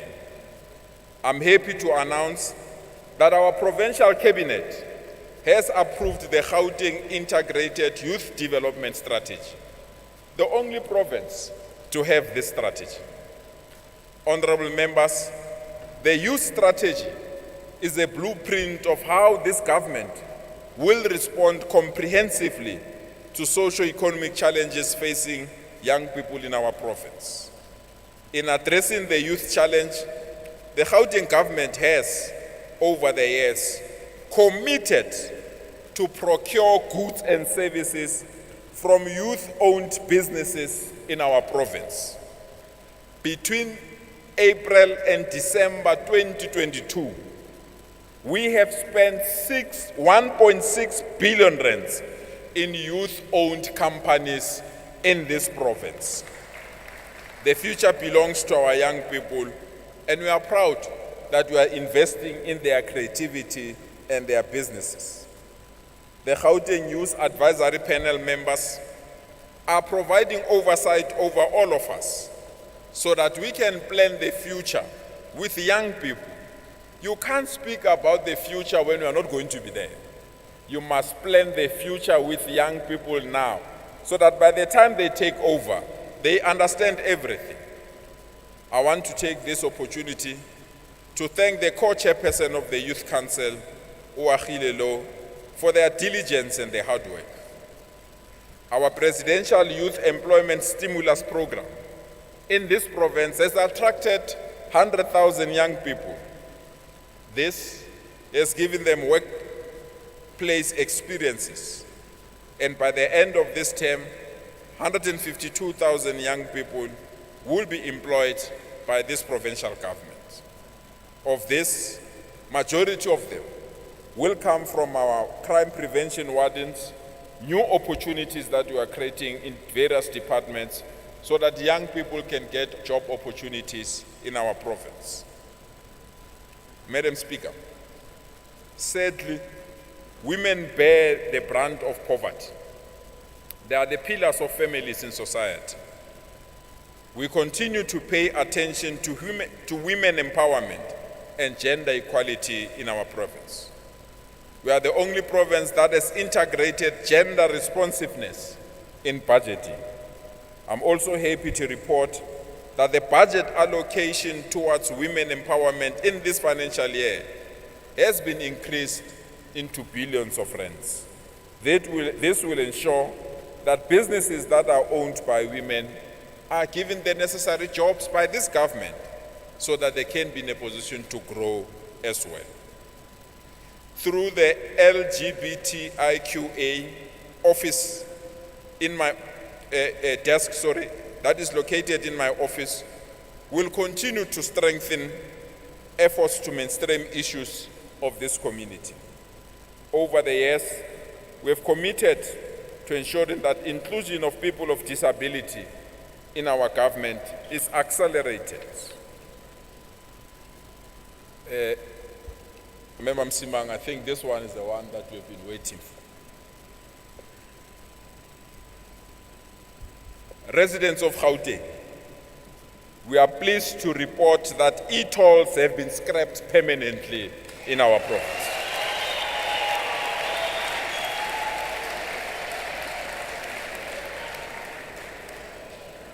Together with the Minister of Finance and Transport, we will make a joint announcement in this regard. Together with national government, we are on the verge of agreeing on all matters that will finally allow us to gazette the switching off of the gantries, but most importantly, to agree on the debt repayment methods and money collected from paying customers, as well as funds not collected from non-paying customers. We are of the strong view this chapter, this part of history in our province will now be finally buried and will continue with our lives without e-tolls in this province.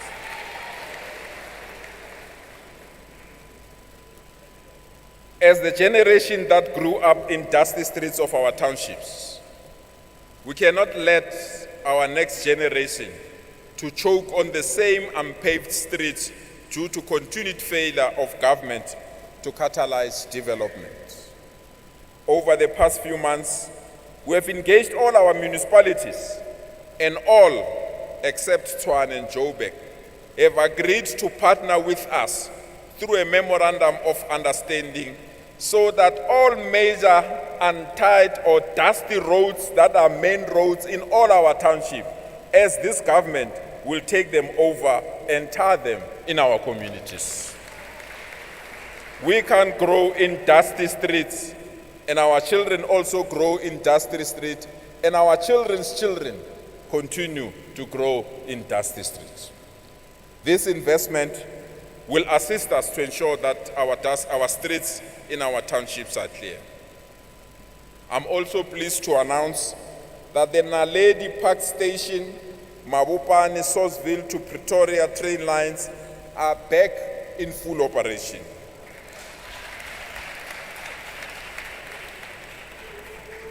We are working with PRASA to speed up the opening of additional lines such as Vereeniging and Germiston.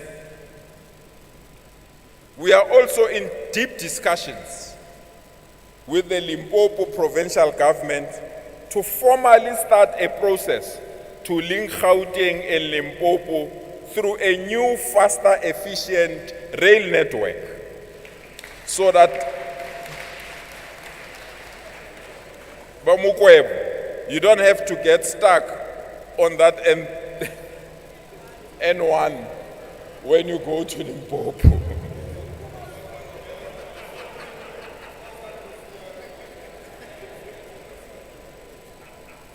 We are now formally linking with Amapubesi.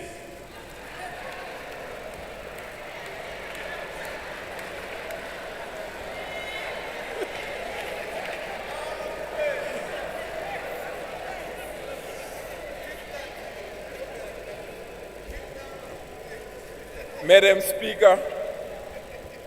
Speaker, sports play a critical role in economic development. Gauteng is blessed with abundant artistic and athletic talent. Thus, our approach is to use sport and arts as a vehicle for economic empowerment and transformation. We are now starting sports development at ECD level, not only from primary schools. As part of our investment in future sports schools, all our ECD centers will have a compulsory dedicated Sports Wednesday so that our children in creche can start participating in sport at that level. As part of our investment in sports, we are going to upgrade dusty, run-down sporting facilities in the townships. We are taking a firm stand to roll out artificial pitches in all frequently used township grounds so that our children and our young people can play soccer, netball in a proper pitch. And I want to thank the leadership of Netball SA, the president that is in the house, and we want to urge bring back that Nedbank World Cup to Gauteng and ensure that our women bring back that trophy. We will support this initiative and ensure that we get loot and encourage young women to play netball.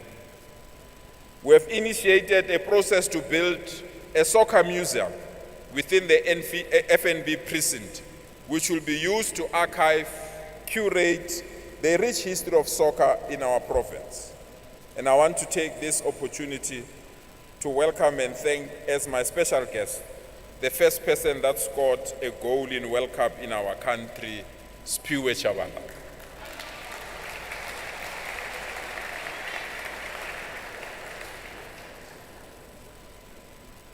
The public health system in Gauteng is the largest and most significant in South Africa. It occupies a strategic role in providing health care. It also occupies a strategic role in training and research in the Southern African region. We strongly believe that the challenges of distribution of medication, queue management, file management, and medical legal will be minimized. We are putting our resources to establish a new digital medical health system in our province. This new digital medical system will ensure that one citizen will have one medical file so that we don't have people that are coming in our provinces registering themselves with false name for the purpose of utilizing our medication and leaving our province. The one file, one patient digital process will start soon with the team from health. We are also decongesting the flow of traffic in our healthcare facilities through the Central Chronic Medicine Dispense and Distribution Program. This program will allow people that are receiving their monthly medication not to come to our hospital, but we will take this medication nearby their houses. This will save time and resources to our people. We are also fast-tracking the application with National Treasury to give us our health infrastructure budget in advance so that we can rehabilitate and build new hospitals in Gauteng, especially in Oliven, Diepsloot, Davidton, Orange Farm, and other new townships that are looking for new hospitals. We are aware of the seriousness of the recent measles outbreak, and our systems are in place to respond to this emergency. Ladies and gentlemen, honorable members, healthcare facilities in townships will be preferred for upgrading. Mamelodi Hospital is an example of how we are changing the face of public health from the worst performing facility to a world-class facility. In the new financial year, we have completed and operationalized 6 new clinics that will finally bring the much-needed services to the people of Hammanskraal, Davidton, Shoshanguve, and Sebokeng. In recognizing that we have the largest healthcare system on the continent, we are now moving with urgency to establish a state-owned pharmaceutical company in our province. We have completed the baseline study, and it strongly supports the establishment of a pharmaceutical company. This will ensure no hospital and no clinic in our province will ever again run out of medication. It will further assist us to have all forms of medication when needed by our people. We don't want Panado to be a common medication that is given for everything that we suffer. We want to start a process of respecting our people and giving them the medication that they deserve. And the process to establish a pharmaceutical company will assist.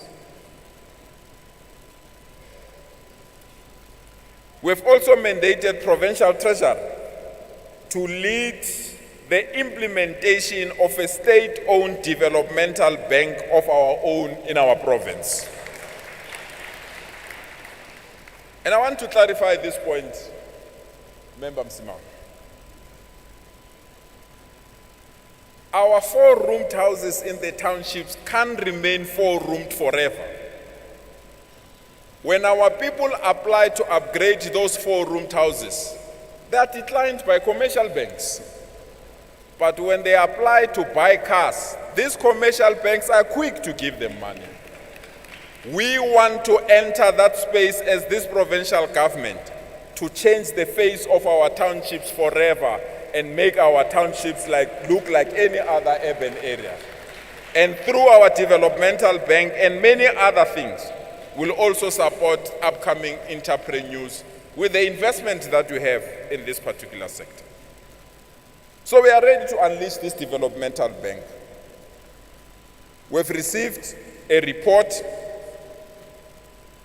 and we clearly spelled out, or this report clearly spelled out, that this is a sector, after consultation with the necessary institutions and legal agencies, we can play a crucial role in developing our communities.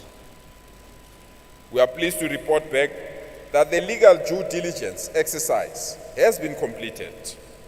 We are now entering a new phase of broader and wider consultation on the appropriate and most feasible model to execute this very important transformational task.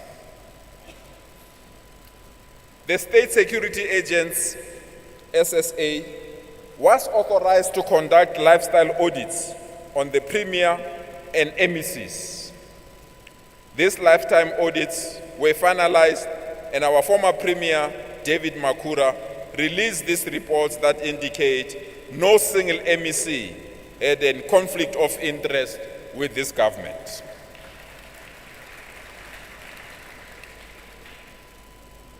This new administration has taken a decision that the new 3 MECs must also undergo a similar lifestyle audit to ensure that we conclude this matter.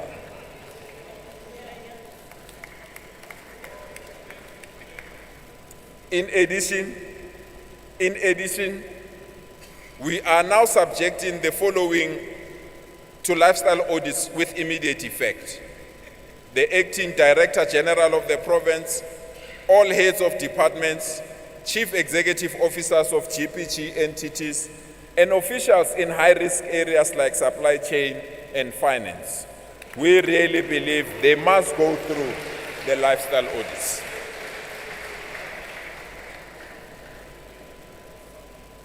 Madam Speaker, we remain committed to release reports of the special investigation units and will continue to implement recommendation of the final investigation reports.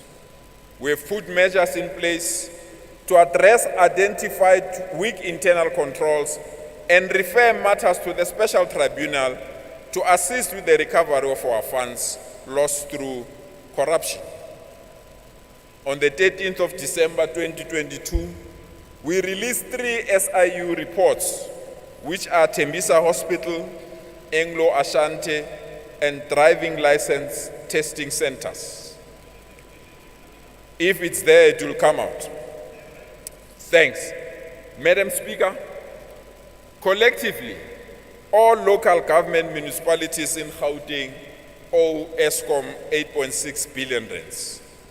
Of this, 6 billion is owed by Emfuleni municipality alone. We must intervene to assist this municipality. This municipality has a great potential. Recently, we led a delegation to meet with officials and stakeholders of Emfuleni, together with Eskom management. Working together with the municipality, we are developing tangible programs to assist this municipality with its challenges by appointing a capable municipal manager and chief financial officer. The other municipality that is worrying us is Tshwane municipality, which has deteriorated, is struggling to pay Eskom, and the latest Auditor General's report has painted a bleak picture of a collapsing municipality. We will intervene in this municipality as a matter of urgency.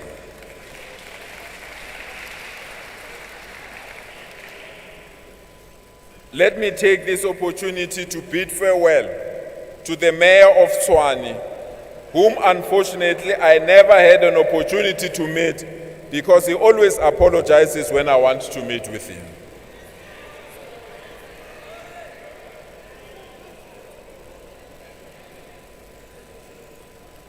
Madam Speaker, last Friday I took a site visit to Gauteng, which galvanized our resolve to ensure the well-being of our residents in that part of our country.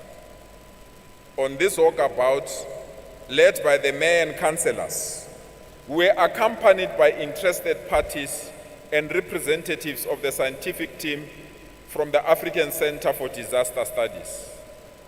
This scientific team is assisting the province to immediately find a workable solution to prevent loss of lives and ensure food security and well-being of our residents in Gauteng. If we do not act, this community will be swallowed by sinkholes. I want to take this opportunity to thank Mzamo Bukhaso, a young man who risked his life to save an old man from a sinkhole at Hot 8 Gauteng. Mzamo is our guest this evening, and we want to demonstrate to young people, when people are sinking, you don't take a camera to videotape. You go in there and assist those that need our assistance.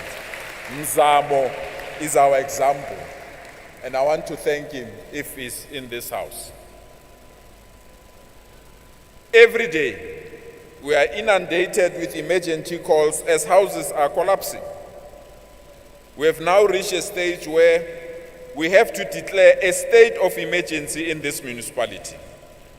Together with the minister and other relevant departments, we are finalizing the necessary paperwork that will assist in determining whether we can declare that area as a disaster area. In the interim, the Gauteng provincial government will do the following. We'll establish a permanent emergency disaster site in that community. We'll utilize technology to assist us to do early detection of sinkholes. We'll provide psychosocial support to affected families. We'll run a public campaign about dangers of sinkholes, and we'll also urge communities in dangerous areas to please accept our call to migrate to areas that we've identified for them. The Vaal River Dam disaster is also receiving our immediate attention as well. We'll continue to assist our residents in that particular area. Honorable members, climate change is here to stay. The air quality in the region continues to deteriorate. The water quality and now quantity is on a decline. This places vulnerable sectors more at risk. As government, we are making efforts to mitigate against the factors which contribute to climate change. Amongst other efforts in combating climate change, we are investing in green technology and planting of trees. It is quite clear, honorable members, that we have now entered the era of disasters. We have to be ready as this provincial government, because these disasters, if we don't plan appropriately, what is happening in Turkey and other parts of the world will happen in our country. It's for this reason that we are establishing a new combat-ready disaster management center, which will have state-of-the-art disaster management equipment. It will also house helicopters, drones, and highly skilled personnel that can respond within the shortest possible time. Areas prone to disasters, such as Jaskei River in Alexander, will receive additional support to relocate within the shortest possible time when there is a disaster in that community. I want to come to the issue of load shedding.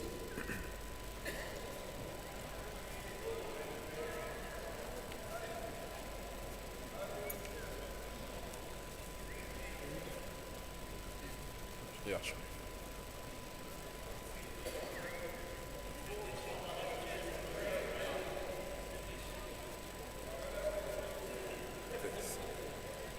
Thanks. Are you fine, Member Albert?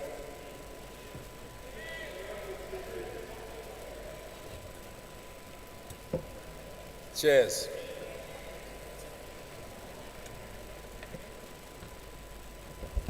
In whatever we do, if we don't take a load shedding and ensure that our province remain the economic hub of our country, we'll face biggest challenges. It will be difficult for us to accelerate the economic recovery. So we welcome the declaration of the national state of disaster by President Cyril Ramaphosa during his State of the Nation address. Gauteng province electricity deficit is forecast at 4,058 MVA by 2025. This is slightly going to go high, taking into consideration Eskom's inability to generate more from its current fleet. As Gauteng, we've been working on finding everlasting solution to the energy crisis. We've established an energy crisis response team that engages with the National Energy Committee and working with local government and energy experts. We acted with the agency and convened an inaugural Energy Solutions Expo to solicit views on what exists in the market with the idea of creating partnership to assist in finding lasting solutions. We are pleased with the overwhelming response from the industry experts who provided much needed knowledge on what we can do in the immediate, medium, and long term.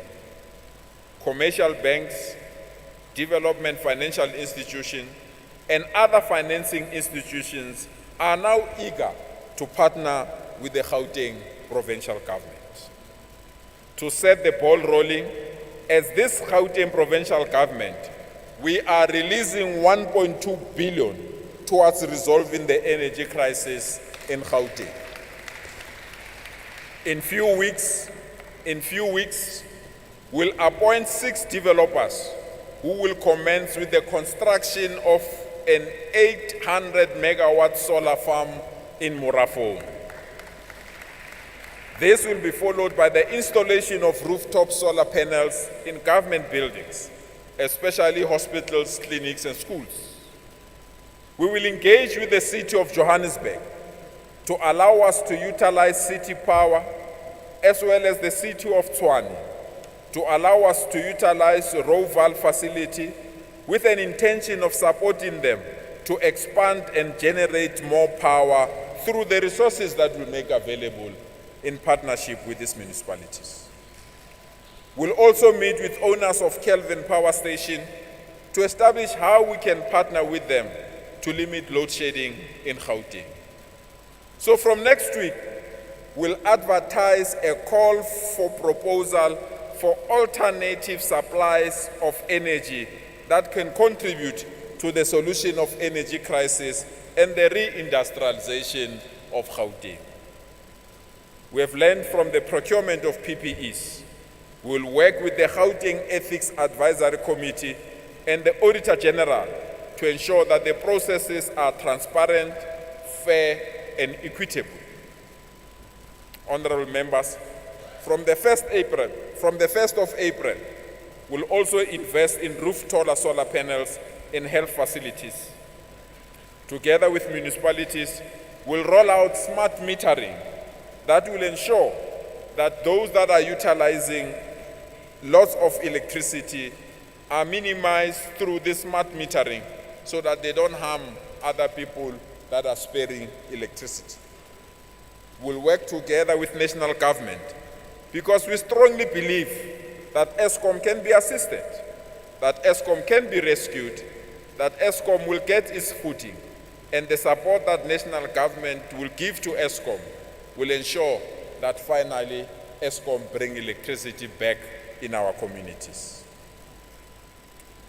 We have been inundated with concerns about unpaid invoices that could not be paid, or invoices that are withheld by our officials who don't want to process these invoices because they want to be bribed before they can process these invoices.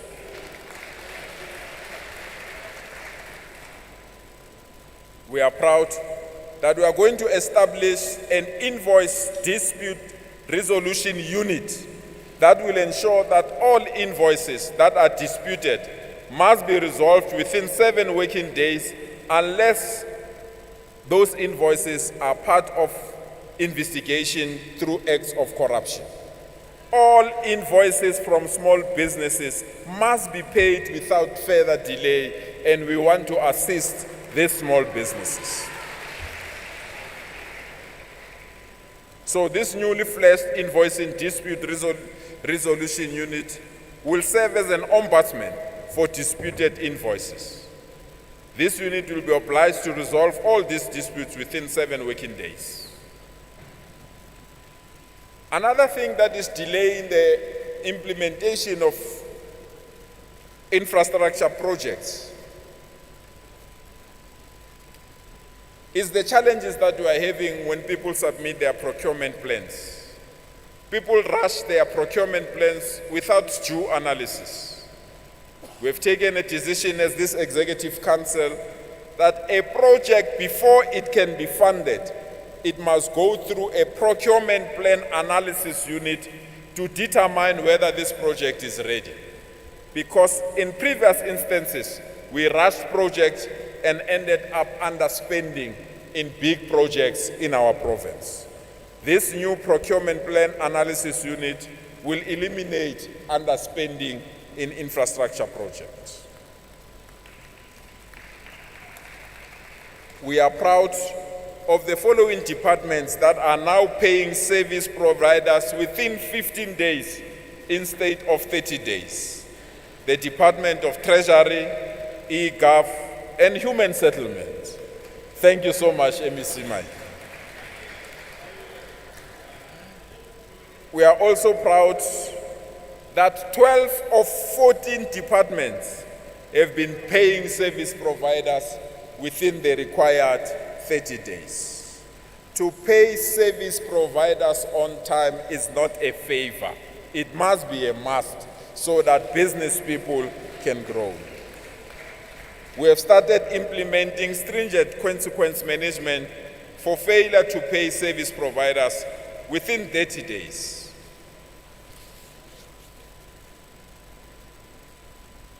As I conclude,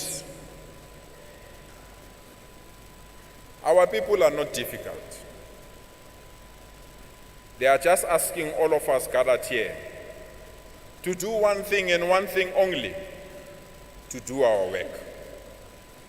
To do our work within budget, to do our work within the timelines, and to do our work without misusing public funds. If we do our work, there will be no need for our residents to pay for private medical aids. They will receive public health system. If we do our work, there will be no need for residents to pay their hard-earned money for private education. They will use the public education system. If we do our work as government, there will be no need for our people to pay for their own CCTVs, alarms, butler doors, private security guards, because the police will be there to police our communities. If we do our work, there will be no need to worry about the cost of fuel, as we will have a dependable public transport.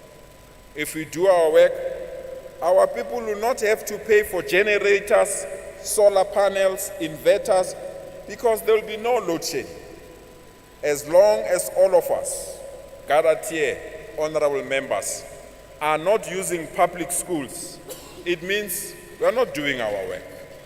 As long all of us gathered here, honorable members, are not using public hospitals, it means we are not doing our work.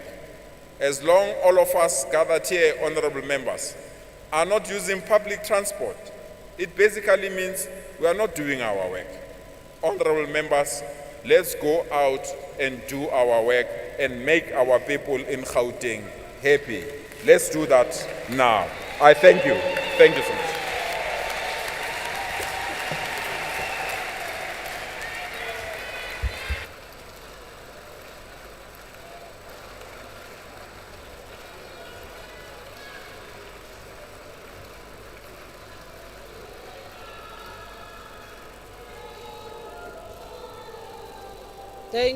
Thank you, honorable members. Thank you.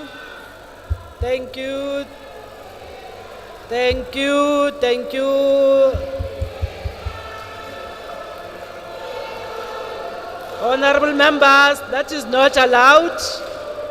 Honorable members.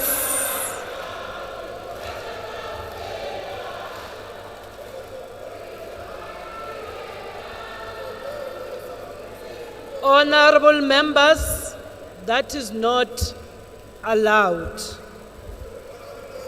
And they are also instigating members of the public. Thank you very much, Honorable Premier, for your address.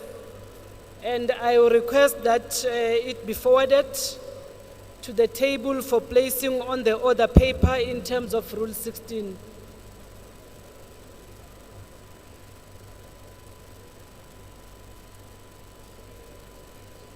Honorable members, our colleagues, friends, and our guests, I would like to request that you remain seated until all members have left the chamber. Our next sitting will be on Thursday, the 23rd of February 2023 at the GPL chamber at 10 hours sharp. The sitting is now adjourned. Thank you very much.